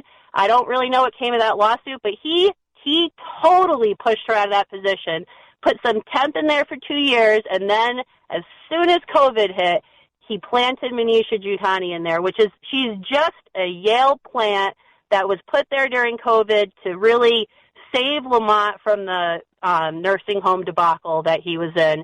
Because, he did what Como did, right? And yeah. Made our nursing homes like just the epitome of what you shouldn't do to people. Turned the place into a super virus. Oh, my God. So it's so terrible what happened in New York. But Lamont did exactly what Como did. And, he's the moderate guy, and Connecticut's way smaller, so he didn't get as much attention. Right. But she came in to basically say, we're going to clean this all up. We're just going to go with the Yale messaging. We're going to save you. It's going to be fine. No one's going to notice. And she has essentially done a great job as far as Lamont's concerned, because she's done every single thing that he has wanted, and she is just a Yale mouthpiece. Kate, I have to ask you this. Not that you would be able to answer it, but you've dealt with this so much, because I'm always caught up in the psychology of this. I know that Ned Lamont talks about being a moderate. In fact, I always mention his interview with Bloomberg News, talking about how becoming a moderate is becoming smaller and smaller. He talks a good game, and then he governs like so far to the left. It's incredible. But I have to ask, because you've dealt with this so long, what would be Lamont's motivation to give this kind of power to one person, knowing everything that came out of COVID? In fact, everything that we're learning about COVID vaccines, everything we're learning about myocarditis, everything we're learning about menstrual cycles that the CDC told us wasn't true, just everything that we learned. Why would he give that power alone to one person who is an advocate for pushing more of that dangerous drug? You want to know why? Because these people hate Trump so much that they are making our public health a political statement. Whatever they are doing at the federal level with vaccines and medical freedom and parental rights, this governor, who is not moderate by any means regarding those issues at least, has made a statement by doing the complete opposite. So he wants to give all the power to one person. Did I lose her? She being the commissioner, has joined a regional public health collaborative, which is a bunch of states, including New York, New Jersey, Vermont, Maine. New Hampshire is the only one that said we're not joining. Yeah. Rhode Island, Massachusetts, right? And they're all basically saying we're not going to do what the CDC is telling us to do anymore because RFK is in charge. We're going to make up our own board of people, and we're going to get all our advice from the American Academy of Pediatrics. And I just want to let everybody know here that name is very deceiving. It's not an academy of pediatricians. It's a bunch of pharmaceutical reps that are selling a product. Their job is not to tell you the risks of the product that they're selling. Their job is to sell a product. Okay, you have to look at this like the bigger, take a step back and look at it as a business model. Right. These people are selling a product. They are not there to share the risk profiles of these products. And that is who Manisha Jutani, our Department of Public Health Commissioner, said she is going to take advice from. So this gives her, this bill, HB 5044, gives her that central authority. She doesn't have to go through anybody in the legislature. So if I wanted to go to my elected official that's on this regulatory review committee and say, you better stop this, and I'm going to bring thousands of people with me, that is no more. So now the power would go to Manisha. In one sign of a pen, she can add COVID to the schedule, or she can add whatever they're taking off at the federal level. She can add it here, or whatever recommendation that they're making at the federal level, she'll just go against it. They have made a weapon out of public health in this state. They have made a political weapon. It's really sad for people that care about this issue. Yeah, it's really, really insane. By the way, if you're just joining us, we're on the phone with Katie Prokop, the People's Advocate. By the way, check out, Katie, what's your website for everybody to come check you out? It's CTRAMM.com. So that's my one website for this issue. Right. That's CTRAM. It stands for Connecticut Residents Against Medical Mandates. We have a petition going right now. Yes, very important. This bill. Yep, it's got about 7,500 signatures in 4 days. So I do a lot of petitions. It's going strong. We did a petition about a month ago regarding the land tax assessment increases. Yeah. I don't know if anybody listening owns any. I need to get you. Like I need to get you on my DQuat group as well. So I need to get you motivated on that one with me as well. Yeah, well, we had 20,000 signatures in a week to oppose that. That thing that quietly happened under the Department of Agriculture. Yeah, no kidding. It's just this whole. Everyone up in Hartford is just so far left, and every branch of government so far left. There is no bipartisan legislation coming out of Hartford. I just want everybody to know that. It's all far left. Well, it is. Let me ask you this, because this is the weird part about it, and I don't know if you're actually making any ground with this. But look, if this power is given to one person as it pertains to vaccines, in essence, if she decides one day that everybody who's working has to take this vaccine, or your children have to get this vaccine to go into classrooms, where are the usual suspects that you would expect in this realm, like the My Body, My Choice folks? Are these people even speaking up, or are they, just loudly the most silent group there is on this issue? Are they even speaking up? It's an interesting thing to talk about, right? I'm personally conservative. I started a group in a state where if you just push conservative legislation forward, you're not going to get anywhere. Right. And the reason why my group is so large is because I didn't just say Republicans come to my group. I said anybody who cares about this issue, come on to the group. Come learn. Come join us. So I would say there's a large chunk of people that follow me that really don't care at all about politics. They're just really annoyed that this is happening, and they don't want to be bothered by it. So they're like, what do I got to do, Kate? And, that's kind of why I'm the people's advocate. When this terrible, really invasive legislation comes out of Hartford, I'm typically the person that speaks up about it. I started with the vaccine thing, and I just have the Pfizer, Yale, and UConn, they really do prop up a lot of our economy here. Yeah. So they're buddies with Lamont, and he's going to prop them up as much as he can. He's going to protect them. He's going to prop them up, but, we can't let them gaslight us like this. Yeah, absolutely. This is the last bipartisan, truly bipartisan committee up in Hartford, one of the last ones. If they get rid of this, we have no way to hold any elected official accountable until after the fact, until after it's been written into law. Tell me about, if you could, in a minute, the most important, at least the way that you view it. What do you think is the most dangerous thing that could come out of this should this House bill be passed? And when you say dangerous, like worst case scenario for people of Connecticut. So the worst case scenario already happened to us, you guys. We lived through COVID-19 mandates. They were a freaking nightmare in this state. I helped over 20,000 people submit religious exemptions because they didn't want to get a COVID vaccine. Wow. And this is after some people got a COVID vaccine and got injured. These are people that believe in vaccines and got injured because their employer made them take this vaccine.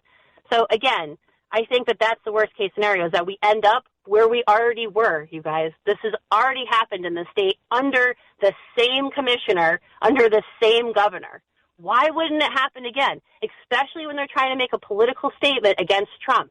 I'm telling you, they're going to do whatever they want to do here because people don't call them out or hold them accountable. And I refuse to let that happen. I agree. I got this petition going. I'm going to get as many people up to Hartford during the public hearing as I can. And I'm going to try to work across the aisle to, anybody that's open to it, that's on the other side that will try to help me stop this. I'm willing to work with anybody because it's got to be stopped. That's for the best of the people of this entire state. It has to be stopped. If you have a representative that's Democrat, hold them to this. If you're in a rural area, if you know anyone in the Black and Puerto Rican caucus, that's who's going to help us. Rural legislators and people in the Black and Puerto Rican caucus. If you know anybody in those places, please help by reaching out to them and tell them that you want this bill to be stopped. Listen, her page is Kate Prokop, and that's Prokop. Kate Prokop. You can find her. Go to my page on Facebook. I'm going to put it on my X account as well, a link that you can get to her or get to my Facebook page so that you can sign the petition. Kate, do me a favor. I'm going to send you a text message on Facebook so you can have my personal number. I want you to keep me literally informed. I want to walk with you through this and keep this audience informed because they're going to be asking about follow-up. So can you do that with me? I would love to do that. Thank you so much, Reese. I really appreciate it. You have no idea. No, I have to thank you because everyone told me that I needed to reach out to you. In fact, the day I think it was Tara, one of our scallywags, said, you need to have her on the show. And I said, I'm already on it. So I was excited to get you on. So whatever the case is, I promise you, we will follow up. I'll give you my personal number. Just, if it's got to be what do you call it? What's that thing? A group text, whatever the case may be. Just keep me in the loop because I want to keep my folks informed, okay? That sounds good, Reese. Thank you so much. My pleasure. Kate Prokop, folks, make sure you go to her page or just go to mine at Reese on the Radio, and we will keep you informed. Thanks, Kate. We will continue with the program, and we'll take your phone calls when we return. Hey, look, Dr. Steve is here. Oh, maybe he had a taco last night. We'll find out. Let's get another check of weather and traffic. Mark Christopher, he's the BPS Lawyers Traffic Center. Hey, Mark. Stay locked in. Reese on the radio is on WTIC News Talk 1080. All right, we're back. It's Reese on the radio. Do I have time? Why not? Here's the stupidest thing I read today.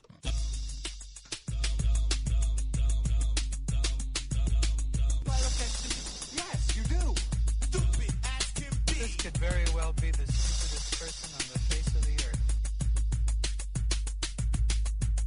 Here are some of the stupidest things I read yesterday. A woman feeling like a cold fish decided to shoot up a sushi shop in a fit of rage on February 7th. The bizarre crime spree adds a whole new layer to bad customer service stories. There's no details as to why she shot up the place, whether or not it was bad sushi or cooked sushi, but she just shot up the place. Someone is selling the first house ever on Mars via Zillow, and it apparently looks pretty darn nice, according to reports. This out-of-the-world real estate listing popped up on February 8th. Perfect for anyone dreaming of interplanetary living. Yes, that is definitely stupid. And last but not least, domestic disputes that require police intervention are never a laughing matter, unless, of course, two siblings are threatening to kill each other over who ate the last sticky bun. Police responded Monday afternoon to a Williamsport, Pennsylvania residence to handle a domestic violence issue in progress. No weapons, no intoxication, according to the dispatch audio. Officers were told the confrontation is between siblings over who ate the last sticky bun. Now they are threatening to kill each other, said the police. Sorry. I know. I had fights with my siblings as well. And, I mean, I'll admit, even violent ones, but it's never been over food. It just never has been over food.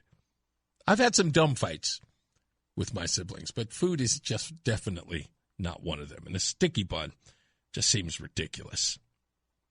Apparently, the particular company that sells the sticky bun is a place called Mr. Sticky's. It's a Williamsport favorite. So I'm sure that people were driving and running to Mr. Sticky's to buy a sticky bun just to see what all the fuss was about. Maybe, I almost feel like Mr. Sticky set up the fight. I don't know. People do weird things. They just do. And it makes the news, and then people are curious. Hey, did you hear about the fight over the Mr. Sticky's bun? Oh, really? Go check. I don't know. At this point, I'm done. I'm completely lost on it. Food. Maybe my relationship with food is not crazy like that. Roland equates it to love. Just insane. I don't know. I never. Well, it's what you said. You said food can be interpreted as a form of love. It's insane that you can say that. It's just crazy. Food is sustenance, man. That's all it is. It's not love. It depends on who makes it and how it's made, my brother. Do you understand that kind of... That's the reason why we have an obesity problem in this country. No. I ain't say gluttonous. I didn't say that. Mark Christopher, he's in the BPS Lawyers Traffic Center. Do you equate food with love, Mark? The NAACP calls him, whoa, I don't think I'm allowed to read this. It's Reese on the radio. Let's just say some people are not fans. On News Talk 1080, WTIC. We're back, Reese on the radio. Let's hit the phones real quick. What's up, Simsbury? So yesterday I called in and I talked about how our Republican candidates for governor need to set aside as much as they can the little nitty-gritty financial arguments. Mm-hmm.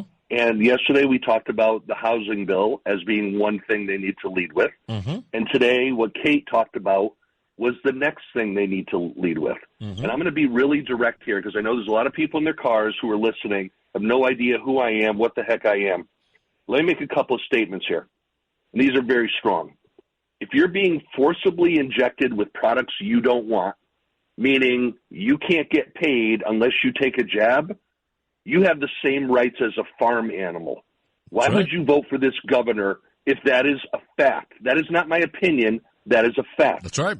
Now, when it comes to those with children or those grandparents who have grandchildren, here's the brutal truth.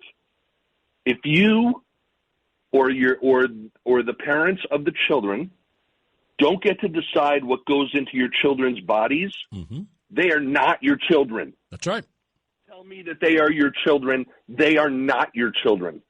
And now I'm going to go after Dr. Giuttani because I've gone after her before. And one of these days I'm going to get the state police knocking on my door, and I really don't care.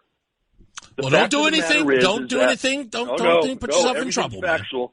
Everything's factual here. Okay. This is serious stuff. When people were deciding whether or not to get COVID shots or whether or not to get their kids the COVID shots, the governor and Dr. Giuttani were up there on the news constantly. They're safe and effective. They're safe and effective. That's right. Well, 50%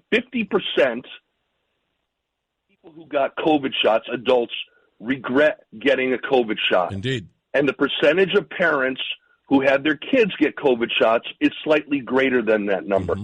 So let me tell you what Dr. Giuttani, who I swear I'm not going to do it, Reese, but you can figure out what the adjectives would be for a person like this. No, again, I think that everybody knows that this is reckless, which again lends me to this idea that it shows you exactly who Governor Lamont is, that he would, after everything that happened with COVID, to make a move like this. I don't think it was the first day of the legislative session that he would promote this? And again, not one media outlet report on it?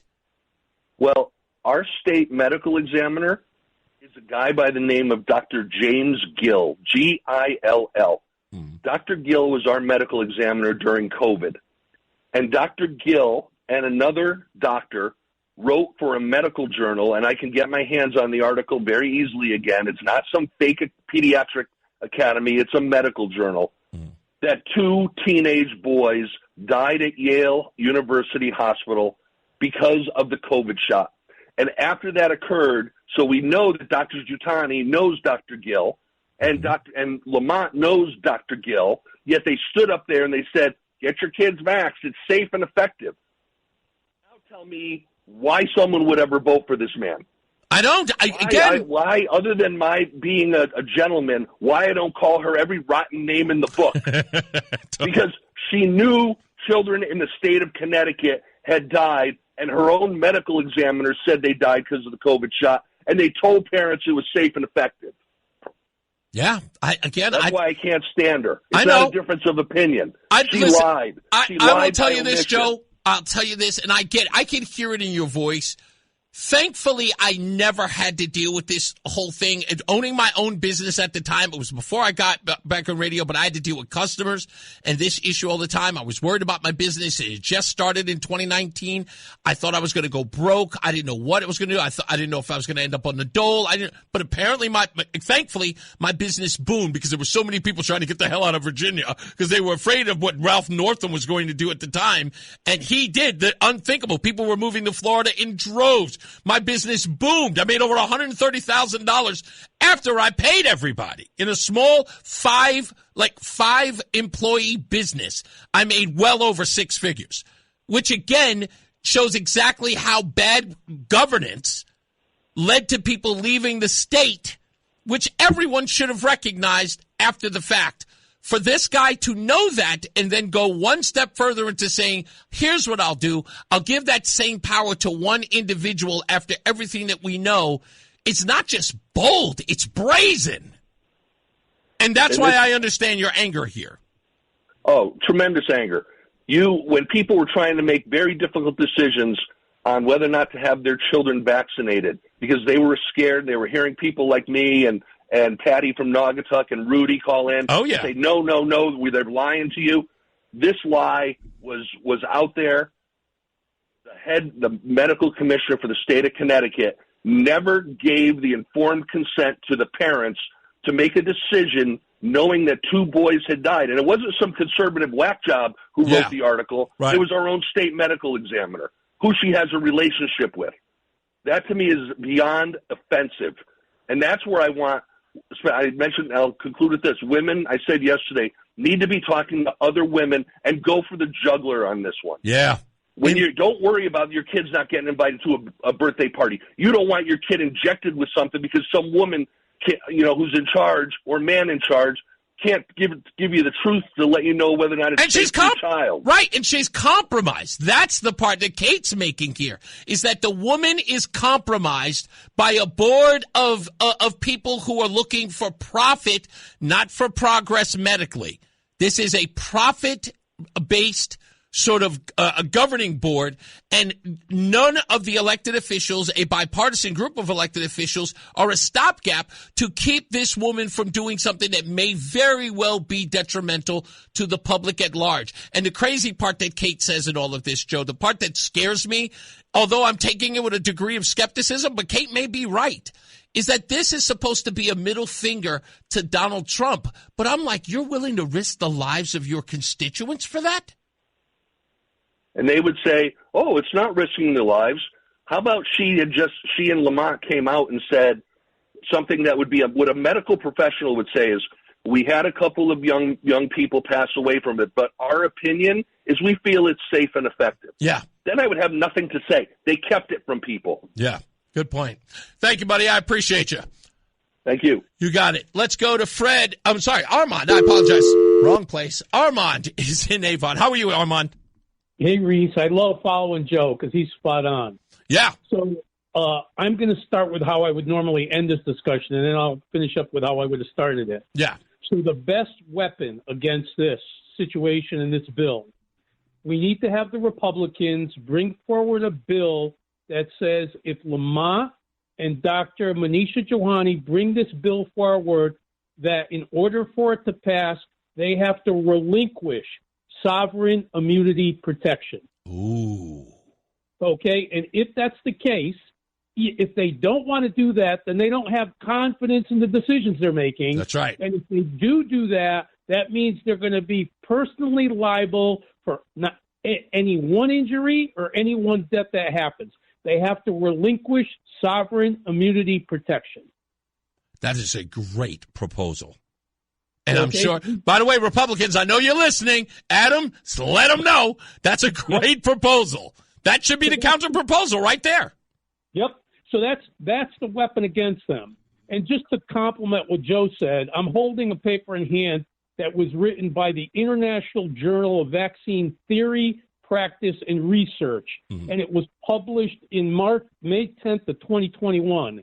And it talks about things like the danger of how the spike protein could propagate the vaccine to other organs, which we had the problem with inflated hearts and things like that. And then also it talks about the topic of prion diseases. Mm-hmm. So it was well known very early on that this vaccine, in what could happen with it, was unproven. So if they want to take a stand on this, take away their legal sovereign immunity protection and let's go for it. And let's take Lamont's mansion, and then let's take whatever Johanni owns, because this is the horse they want to ride. Yeah, such a great point, and I'm glad that you guys have brought it up. Joe, you know what? Can you do me a favor, Armand? Send that to me, that article. Okay, I'll send it via your email. You got it, man. Thank you so much. I appreciate you, man. Thank you. Let me go real quick because I know he can't stay for long. Dr. Steve, my apology is long overdue. You want to give it to me now or you want to give it to me later? Apology. Tell me what you're apologizing for. That's all. No, what you're apologizing for, sir. It turns out that Taco Bell is quite prominent as our private taco companies in Puerto Rico, as it stands. And Puerto Rico is about the same size as Connecticut. Taco Bell locations in Connecticut, 43. In Puerto Rico, Taco Bell, 40 locations, and 20 private taco businesses in Puerto Rico. So your statement yesterday, Puerto Ricans don't even eat tacos, absolutely null and void. My apology? You definitely don't get an apology. I hope you're joking because obviously you're misquoting me. No, I am not. You said Puerto Ricans don't even eat tacos. Do you know what I meant? If I use those words, do you know what I intended to say? Then say I apologize for using those words. No, okay. I'm merely saying, do you understand what the intent of what my statement was yesterday? That tacos are not a Puerto Rican meal? Thank you. That's obviously what I was trying to say. That okay. it's not from Puerto Rico, and so to invoke tacos and burritos as an allusion to Puerto Rico was invalid. But again, I don't even care about that, Reese. That's not why I called. Go ahead. Tell me why you called. Apologize for it. Yeah. So, and you know, trash talk is my love language, man. I know, you don't ever need to apologize to me, and vice versa. I'm teasing you. Go ahead. What would you? Are you calling about this issue with House Bill 5044? So I would obviously love to talk about vaccines, but then I would be derailing the thing I had initially called about. Oh, then tell me what you were calling about. I want to do it. Yeah, I mean, I'll talk about vaccines another day, and I have a lot to say about it. But I'm calling totally different reason, if you'll allow. Go for it, real quick. So I want you to imagine. Well, first of all, do you go to national parks at all? Are you someone who frequents the national parks? I do not frequent them, although I'd love to. Okay, maybe you've been to one in, like, I don't know. Maybe I'm sure I have in Virginia, but don't remember when.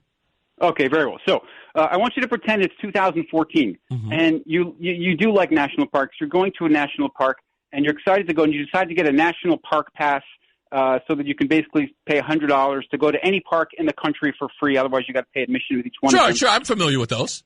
And you order it online, and it comes to you in the mail, and you're excited. You open it up. It's your national annual park pass, granting you access to all these places.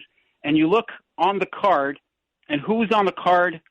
Barack Obama. Now, never before has there been a president on a national park pass. All prior park passes, since the beginning of park passes, always feature landscapes or wildlife or animals, etc. But imagine if you pulled that card out, and now you, and I know your affections towards President Barack Obama, imagine if that card that you're going to put in your wallet for the whole year now has Barack Obama in it. How would you feel about that? I wouldn't feel anything. That is please further characterize that statement. Let me explain it to you. Okay. I don't govern anything in my life off of feelings. I don't have an emotional. That's a lie. No. Let me tell you why. And I know it's to be true. See, I know what you're getting at, because again, here's what you missed, and you don't know this about my private life. So, my wife's car, which is a Nissan, spent all of the 5 years we've been together with Barack Obama pins sitting above the dash, and it's been there for 5 years since she's owned the car. I've seen them. I looked at them every day for years. And guess what? I've never said take them down, or I hate looking at them, or why are they sitting there? Never did. You want to know why? Because I have no emotional connection to Barack Obama. I know who he is, but he doesn't emote something from me. I don't have an emotion. I have heard you speak. Say that the guy is garbage. Say that the guy suggests that you have no feelings. That none. Every comment, you're like a Vulcan towards Barack Obama. Absolutely. I just state who Barack Obama is, but I don't have an emotional connection to. That is a lack of insight, man. Tell me, explain to me. You have no feelings. Here's towards him. No, because Barack Obama doesn't affect my life. He affects. Of course he did. No, he doesn't. How has he? I'm talking about did. How did he was the president? He affected my life? Well, I'm pretty sure you could articulate. I've heard you articulate all the terrible things that he did during his time in office. Yes, but I never said he did them to me. We're going off on a tangent. Steve, wait. Here's what I want to do. You got to hold on for me, because I got to get to Mark Christopher. Just stand by real quick. That's the most insane ideas that I have a feeling about. Are you kidding me? Ask anybody who's. Let me call my ex-wife. Feelings. What? Mark Christopher, he's in the BPS Lawyers Traffic Center. The hour that packs a punch. It's Reese on the radio on WTIC News Talk 1080. Don't worry. Anybody who's on the phone line, trust me, I'm going to get to you. Don't fret. Just give yourself some time here. It's just the way that the clock moves, and I want to be able to get everybody an opportunity to get what they need to say off the chest. In fact, let me go to Ken real quick and see if I can grab him in the line. Ken, you there? I'm here. Yes, I am. What did you want to add? I'm fine, sir. What did you want to add in the little minute and a half I have? Just that I don't know why so many people are losing their minds about the halftime show I don't speak a lot of Spanish myself. I did catch a few words here or there, but it was a sentiment that I thought was absolutely fabulous, and it was just really good. And so I don't know why so many people are losing. Well, not so many, but a few people are losing their minds. Well, some people, it seems like a lot of people take this stuff personally, or it is a very, very, like, some people are calling it a psyop. Some people are saying it's like, oh, it's a destruction of our culture, and this is an invasion, and it's all this other stuff. I think that there are more people wanting to make more out of it than it is. I think that you can have both things. You can have those people who say that they didn't like the fact that it was in Spanish. You can have those who say, I didn't mind and I enjoyed it. I think it's the whole back and forth about everybody indicting each other for their personal positions on it. I think that you should be allowed to hate it as much as you should be allowed to like it. No question. Everybody has their own opinion. Exactly. Correct. One thing I just want to make clear in case the listeners don't understand. Do you know what the official language of the United States is? English. That's official now, Ken. I got to take a break. Let's get to BPS, the BPS Lawyers Traffic Center with Mark Christopher. Hey, Mark. It's Reese on the radio on NewsTalk 1080 WTIC. Before we get Dr. Steve back on here, let me make this clear. And you guys know this because, again, my reputation stands on its own. My reputation precedes me. I tell this story, I don't know how many times I have to say it. Sitting at a Wegmans in Woodbridge, talking to a couple about wine, one woman says, hey, you should go to the Trump winery. The woman she's talking to says, no, I could never. It's ethically, I just couldn't do it. Blah, blah, blah, blah. I overhear them. I put my hand on the woman's shoulder and I said, ma'am, Gwyneth Paltrow is a reprehensible human being. I can't stand anything about her politics. But I love her in those Iron Man movies where she plays. She is fantastic as Pepper Potts in those Iron Man movies. In fact, she's one of my favorite characters in one. Yeah, see? Roland says, I thought her name was Pepper Potts. Can't stand the woman, but I love her in those movies, and I have never once said, I'm not going to, she's still one of my favorite guys. In fact, in Endgame, when she shows up in the Iron Man suit, I was cheering in the crowd. Yeah! Pepper's in an Iron Man suit. I don't take anything emotional. I have no personal investment in individuals. And if you listen to the show, you should know that. So, Dr. Steve, what are you talking about? If Barack Obama ends up on the park pass for me to go, what do you want me to do? Pull out my hair? I'm bald already. I think that you feel more than you think you do. But I'll move past that. That's funny. Just to wrap up at least what I was saying, which is that so Barack Obama did not actually, in fact, put his face Donald Trump did. However, Donald Trump, of course, did. I personally, as a lover of the National Park Service, with its 100-year history you of can't only go now. Showing, well, of course I'm going to go, but I'll tell you what I'm not going to do. To me, it's very important that you understand this.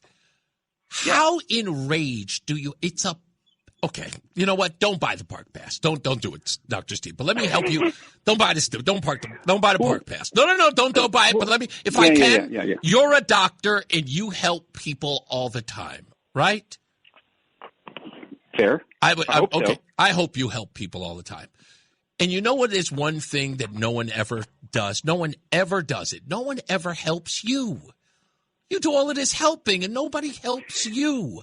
So I am going to help you. Okay? As best I possibly can. All right.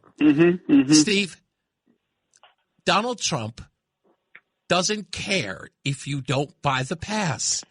And guess what? If you do, it doesn't mean that you support him either.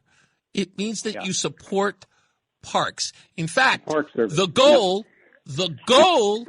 is supporting the national park. And if that's the goal, buy the pass for the parks. Think about it as a divorce, right? You can if you get custody of the children, You can do whatever you can to smite your ex-wife by keeping the kids from you every day. But if anybody was rational, they would go, but don't the kids deserve their mother? Yeah. And you would go what? You would go, that's right. Why would I keep my kids from having more love? Yeah. Right? Stick it to her. Yeah, you can exactly stick it to her. So what I'm saying to you is this. Don't stick it to the park. Yeah, you're right. You're absolutely right. And I totally agree with that argument. And I will buy a park pass because of what you just said. But Reese, yes, please launch the applause track. But I want to ask you this, and I want you to answer honestly. Of course. Do you think, as a conservative who does not believe in big government, do you believe it's right that Donald Trump's face, for the first time in American history, is on the park pass, the park pass, the National Park Pass? Do you think it is right? And I want you to be honest. Okay. No, I don't think it's right, but I don't think it's wrong either. Well, that's a non-answer, man. Yes, and here's why. Here's why. If somebody told me, and by the way, if this was a story that had actually been brought up to me, and I'm surprised that this got lost on me, if I were to see this and I look at it and I go, the first thing I would have said was, oh, this is going to be incredible because people are going to lose their minds over it. Because, again, everything Donald Trump puts his face on or even touches, he knows exactly how to troll people. But here's the deal. You don't have to be affected by it. And Donald Trump knows that it affects people. He wakes up in the morning and saying, what silly little thing, trinket or policy, or not even policy, what silly little thing can I tweet or post that will make the usual suspects go nuts, and you guys wake up in the morning and get alerted to it, and you do exactly as you're told. But you should have heard this, Steve. I want to say this to you. You should have heard this monologue because I said this to you. I said, you guys do not understand that in that scenario, Trump versus you, there's only one puppet, and it ain't him. Yeah, I gotcha. But I wish that we had a leader who didn't wake up every morning designing to alienate half of the country. I mean, wouldn't it be nice if he was actually trying to unite us and not alienate us? Point one. Where were you during the Biden years? Well, you like to go back to other people, but I'm asking you about this one man who is our current leader. Wouldn't it be best? Whoa, Steve! I'll go one step further. You just said it would be nice if we didn't have a president who didn't alienate half the country. Who desired to. Okay, hold on. Yeah. Now, you're not listen, I went to Law and Order University, not you. So, I'm going to say to you, as with my degree in tow at Law and Order University, I'm going to ask you, how do you know what Donald Trump's intent was in putting his face on that card? Well, what about his intent in denying the funds to New York City unless they put his name on Penn Station? I mean, that was Chuck Schumer. Chuck Schumer. That has been evident that Chuck Schumer proposed that, not him. Chuck Schumer said, if you do this, we'll put your name on. That was a Chuck Schumer proposal. He made that very clear. You should watch that press conference. It's on Air Force One. He said, that wasn't me. That was Chuck Schumer. Chuck Schumer tried to bribe him with that. To put his... Oh, I see what you're saying in reverse. Yeah, well, I guess Trump then turned it around and said that would be his concession. I guess here's the bottom line that I want to say, is that you also have Trump derangement syndrome. And why do I say that? Because Trump derangement, yeah, you do. Trump, and so many people do. Trump derangement syndrome is both sides of the same coin. Okay. You can say that people who are liberals cannot find value or anything good about Donald Trump. Okay. But my God, man, I find so many people on the right are incapable of saying that Donald Trump is doing something wrong, is doing something against their values, is doing something against all the values they held so strong and so dear with such conviction. They're watching them to get rolled over by this man, but they are so elite allied with him. Why? But here's the deal. They have Trump derangement syndrome. I will tell you this. Okay, no, let's call it that, and I'll go one step further to you because I'm going to. Because in your view, here's the thing you'll never answer, and I know you won't answer it now because I got you. Listen to me. When I say I know you I can play you like a fiddle. Tell me your intent. Well, that's an offensive statement. Hold on. I can play you like a fiddle. Listen to what I'm saying to you. You said you can't find one Trump supporter who will openly admit that they disagree with him or to castigate him when he's done something wrong. My question to you is this. What is your intent? Why is that important to you? Well, I'm highlighting that the polarization goes both ways. Okay, and that everybody has blinders on, and so when the right calls people on the left incapable of seeing anything valuable about Trump, you're looking Here's in the mirror. the deal. I can rationalize anything that I support Donald Trump on, and when you ask me, I'll tell you. But here's the thing. When I ask the left, do you really think it's okay for boys to compete against girls? They will argue anything of the. Well, you may be one of the few, but again, we're talking about common sense versus somebody's rationale in supporting Trump. But again, I asked you, what's your intent? What, to prove that it's on both sides? Okay, it's on both sides. But what's your intent that you are so diehard on getting Trump supporters to admit that he goes against their ideals? Well, I think all of us need to wake up. All of us need to wake up and realize that. Do you have a mission statement? Of our country has. Yeah, my mission statement is civil discourse, Reese. No, your mission statement towards Trump supporters. It's isolated to them. It's important to you. It's that they also have to look in the mirror and realize that the things that they are seeing their president do, they have been equally brainwashed, along with the extreme liberals, towards being incapable of using critical thinking to compare the actions of Trump against their values that existed before Donald Trump. Who is the arbiter of their values in that scenario? I'm not sure I understand the question. You're the arbiter of those. I'm not the arbiter. Of course you are, because you just said, and you just made the blanket statement, just as you did the other day or yesterday with the Puerto Ricans don't eat tacos. You just did it right there with Trump supporters. You have decided what their values are and what they agree with. You've already decided. You're saying that Donald Trump must, just naturally, because again, you are the person who's the arbiter of that. You have decided these things must go against their values. You don't know anything about these people. You don't know anything about what their values are. And you are gauging those things based upon your point of view, not on theirs. Their point of view doesn't even matter to you. You see it as they clearly must hate what this guy is doing. You haven't even thought about what if they don't disagree with it. And can you accept that? But you haven't. You've already decided that this must go against people's values because I look at them and they seem wrong. And this is, again, where you go too far into accepting this idea that you know better. I mean, what can I say except that I disagree? I mean, I guess if I had never called your show before, or I'd never listened to your show, then you could make a case that I know nothing about conservative values. But I have devoted a great deal of time, I think, as you know, to listening to your show, to hearing the viewpoints of countless listeners. Sure, and some of them are the same. And yours, granted, there's a lot of repetition. Yeah, but it's not, and yours is not the only.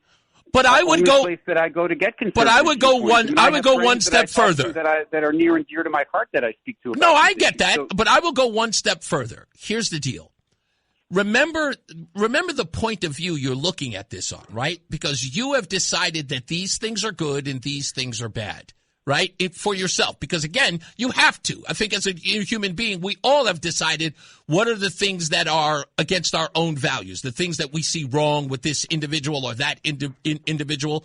We can make those decisions for ourselves. You have sort of drawn a red line and what is acceptable behavior by a leader. And you say, Donald Trump did this. And then you go to conservatives that you know or you relate to or you listen to on this program.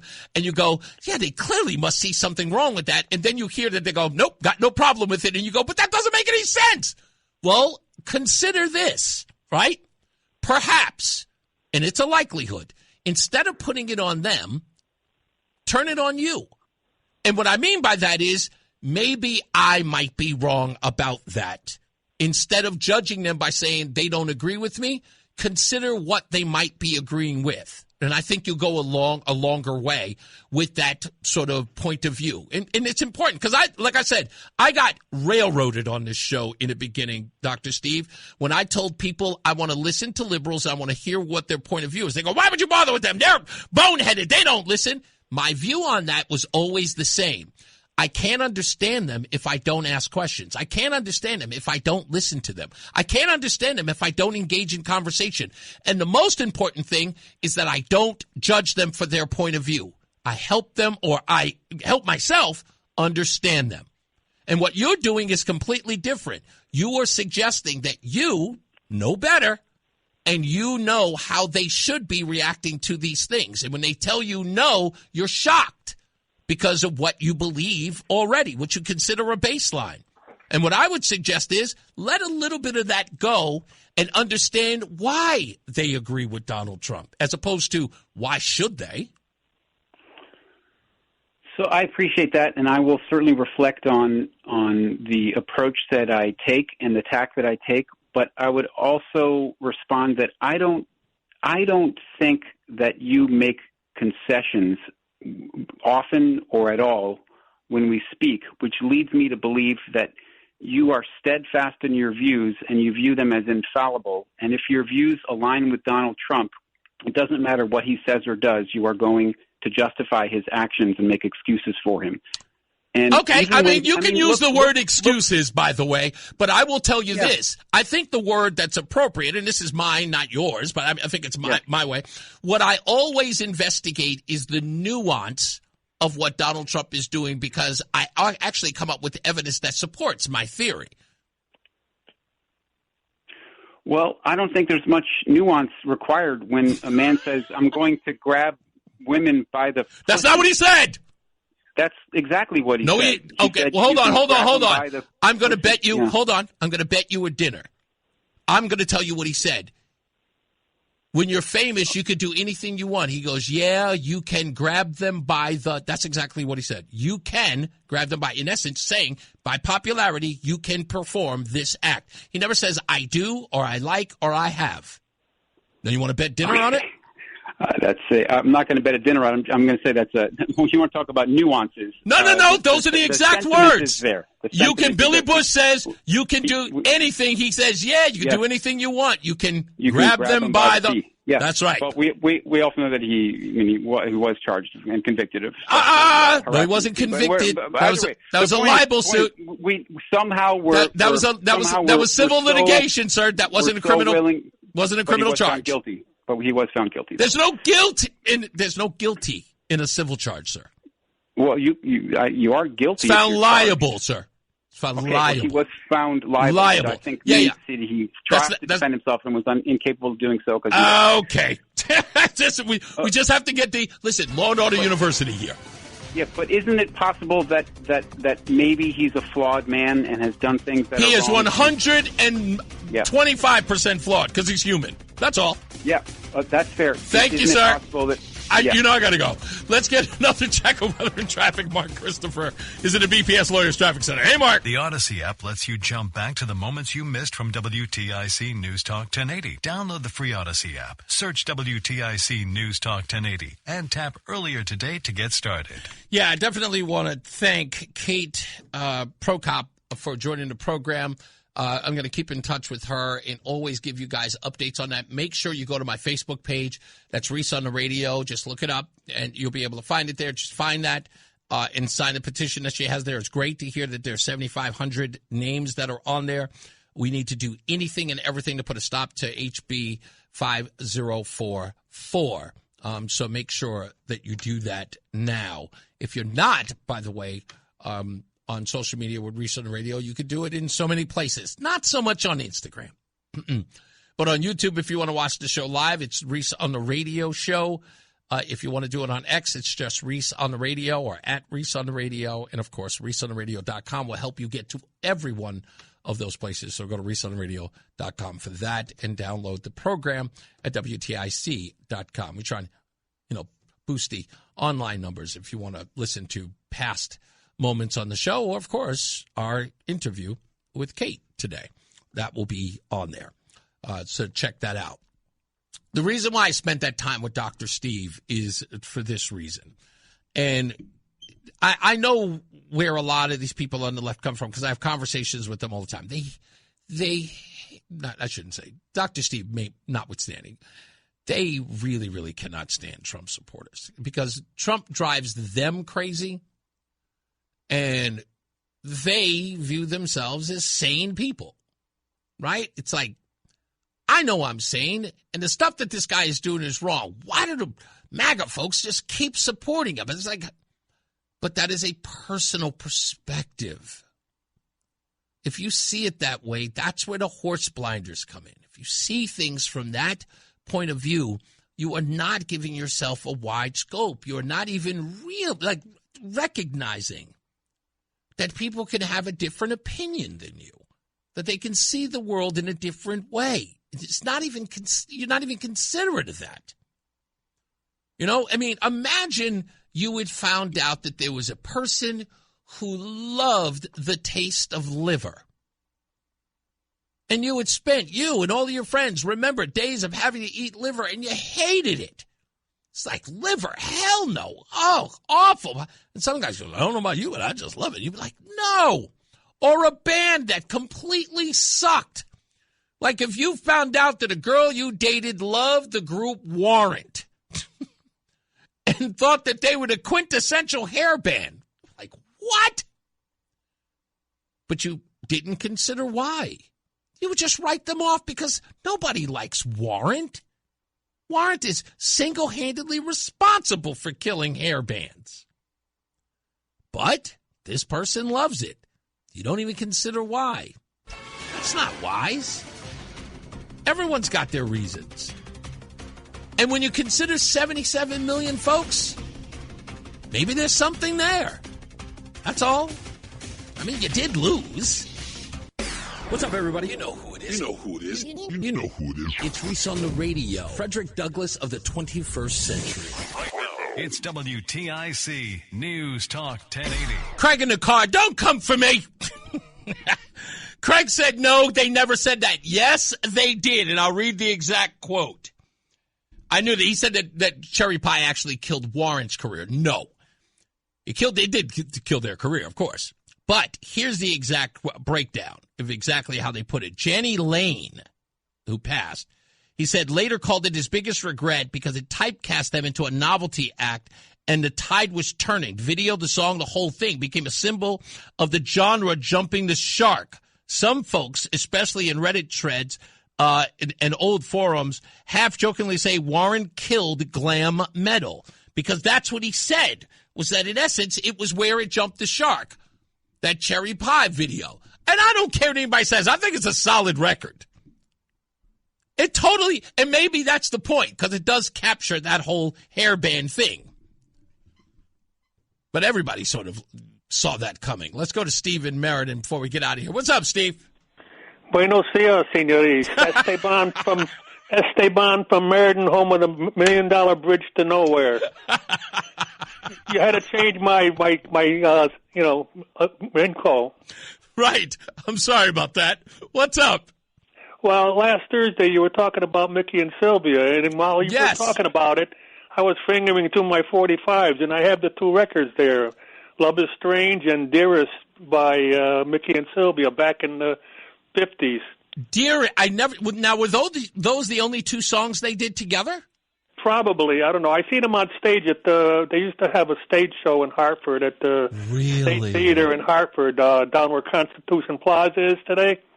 And we used to drive up there and, paid 17 cents a gallon for gas and go to the show for like $2, And we used to have, all kinds of, Dutch Domino and. Do you understand what you just did there, Steve? He said we paid 17 cents a gallon for gas.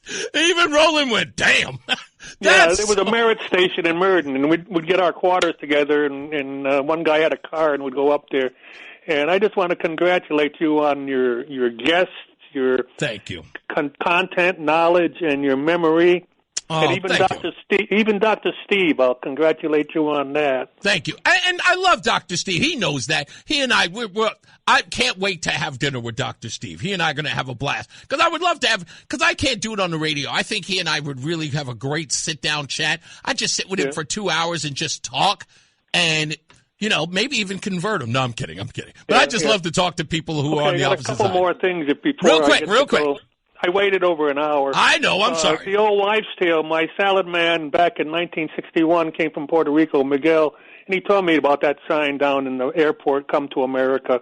Oh, really? Yeah, that's how old it is. 1961. I was a chef back in the day, and I still was.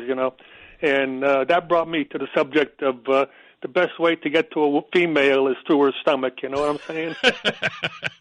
That's an old. Yes, Roland. I thought that was the best way to get to a man's heart was his stomach.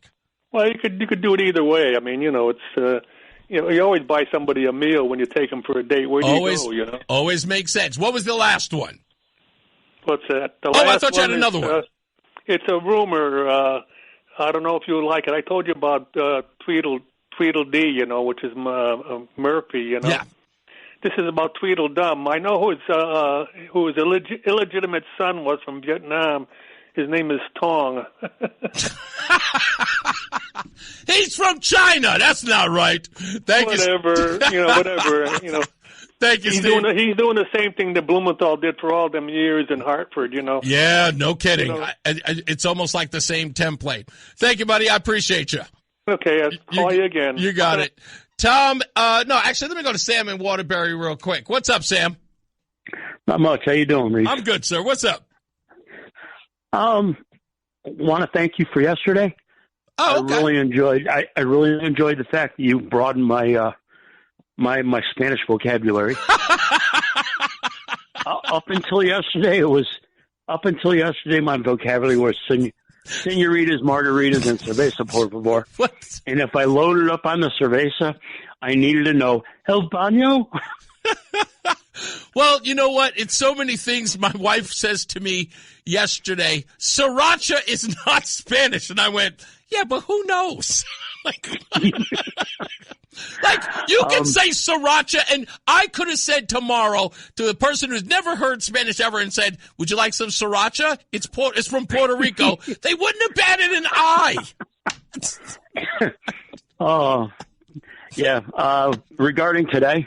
Yes, sir. I enjoyed the back and forth with you and Dr. Steve. Thank you. And also, I just wanted to, give him on the lighter side. Yes. He said that there's a picture of President Trump on the yes on the permit. Yes, on the access pass to the national park.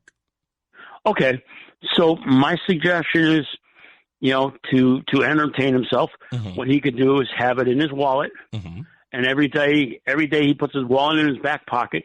He could just take solace in the fact that he's sitting on the president's face. There you go. Exactly. Well, I think he's going to buy it anyway, because then I think he's going to purchase one just because he has got to let go of this obsession, or if not, this hold that Donald Trump has over his feelings. Let it go. Yeah. I think that's what's going to happen. Thank you, boss. I appreciate you. Let me get a couple Thanks, in man. here. You got it. You too. Yeah, I'm going to leave him for last. Let's go to Tom in Thomaston. Hey, what's going on, big guy? Hey, thanks for the call, Reese. Hey, well, what a genius. The doctor says Trump is flawed, aren't we all? So, Reese, I called yesterday saying I didn't get Bad Bunny. I've told you before, I listened to I can't even think of his name. Kid Rock? In the morning. No. You looked at Brian and Company in the morning? No. Good Lord. Oh, come on. Okay, I'm sorry. I don't know. Who did you listen to in the morning? Brain cramp. So I listened to Sid Rosenberg. Okay. Early this morning, he was talking with a woman, and the woman said, and it was beautiful. He said, if Bad Bunny had just sang one song in English, he could have won over everybody. Absolutely. It would have been, and if it was a good song, a lot of people would have purchased his album, which I'm sure they already did, but I imagine how many more. Yeah. It was it would have made me happy. I would have thought it was great. Here we go. He's singing a song in English. I could understand it, Yeah. I will tell you this before I let you go. Do you know what really, really broke me just as a human being? The fact that John Leguizamo got on his social media account after the performance and was crying about the performance. And the thing about that was, as a man, when I see another man cry about it, look, man, we're being accepted. And I'm just going, I've never met a man in my life who was crying about being accepted. That's total virtue. Can you imagine that? Imagine you had cried because your buddies brought you to hang out with them at the pool hall or the bar, and you were crying to your wife about it.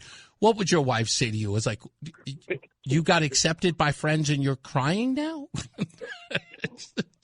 I couldn't believe it, and I watched it, and I went, and you posted that on social media? I don't know. Yeah, I always thought John Leguizamo was pretty cool in some of his movies. When he was younger, Wes, I thought he was I thought he was edgy and funny, and it turns out the guy is a big, giant ball of cotton candy.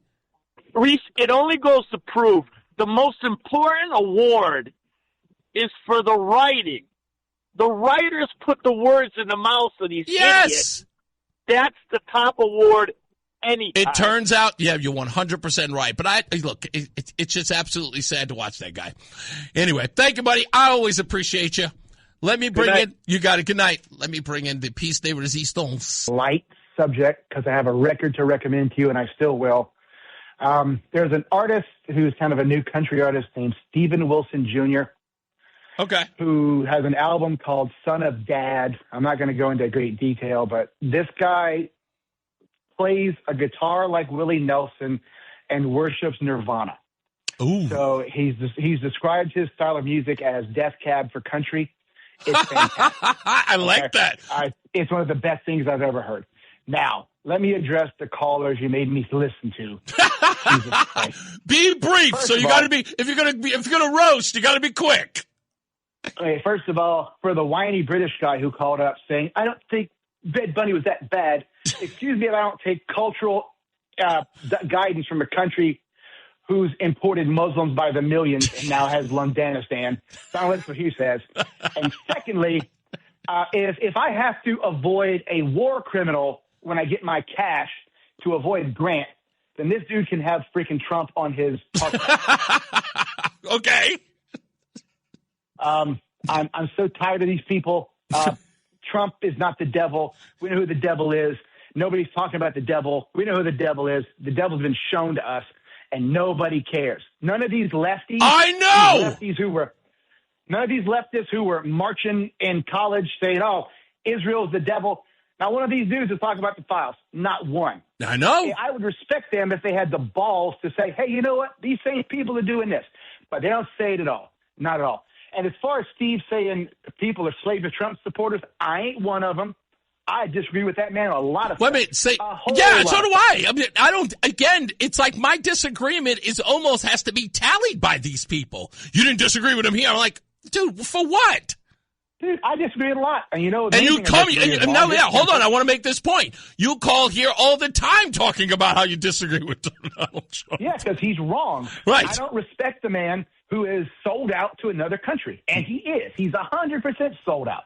But that doesn't make him unique. The only people I know in Washington aren't sold out are Ro Khanna, Thomas Massey, and Matt Gaetz. Oh, and Marjorie Taylor Greene, Lauren Boebert, those people. I got a guy running for governor in my state who is probably going to win and is a slavish wall kisser in Byron Donalds. I hate Byron Donalds. I ain't voting for Byron Donalds. You don't like him. Donalds is a sellout. I know a lot of people think he's a sellout. No, a lot of people think he's a sellout. I agree. Dude, that dude wants to turn my state into nothing but strip malls and cheap houses or cheaply built houses. No, I don't trust him. The guy running for governor in Florida is going to shock everybody is James Fishback. You need to check that guy out. He's a 31-year-old firebrand, fourth-generation Floridian. He just said that we need to publicly execute child molesters. We need to have public hangings. Damn. How can you not be down with that? I don't know. That's my guy. So, again, all these lefties, man, Dr. Steve, whatever his deal is, I think Steve got a crush on you is the deal. I think he's got the jungle fever cooking. Come on! Unrequited. I'd like to know his last name. I've got a feeling Dr. Steve okay, no, you're stopping there right now. Okay, now so what was the name of the band again? What's the name of the song? The artist is Steven Wilson Jr. You did? The album is called Son of Dad. Okay. Do yourself a favor. Go on YouTube and watch his live show. It's called Live at the Print Shop. Yes. It'll change your life. You got it. It's the best thing I've heard in the last 10 years. Thank you, White Mike, as always. Yes, Goodness gracious. You know what? He has got to come with a warning label every time he's on the program. Every time I listen to him, I go, here we go. Hey, White Mike's on. Blowing ish up, as usual. Craig, I know this interview that you just sent me with what's his name, Jenny Lane. But it's not the interview that I'm talking about. Yeah, I totally remember it. But they all said the same deal. They killed the hairband. They did. They killed it. Warrant is uniquely responsible for it. Not that I thought that was a great genre of music ever. I thought that was just I liked live music at that time, and every band that was on stage had the same look. Everybody. They all thought they were David Lee Roth. Everybody. They all thought they were. That's why I always thought that was funny in The Wedding Singer. When, the girlfriend says that, when she thought he was always up on stage with the tight pants, looking like David Lee Roth. That was just a thing. Yeah. Oh, yeah, I do know that about him, Lori. Thank you. All right, time for me to get up out of here. We'll see you guys tomorrow. As I always say, radio is free, so we thank you for paying attention. Remember to keep JC in your hearts and in your mind. Sean Patrick, we love you and we miss you. Remember that panic is not planning, so plan your work and work your plan. Me, I'm Reese on the radio. You have a good night, pleasant tomorrow. Don't forget to go to ReeseOnTheRadio.com or go to WTIC.com so you can hear the interview with Kate Prokop, so you can find out how you can get involved in putting a stop to HB 5044. Mark Christopher, he's getting you home. He is in the BPS Lawyers Traffic Center. Good night, Mark.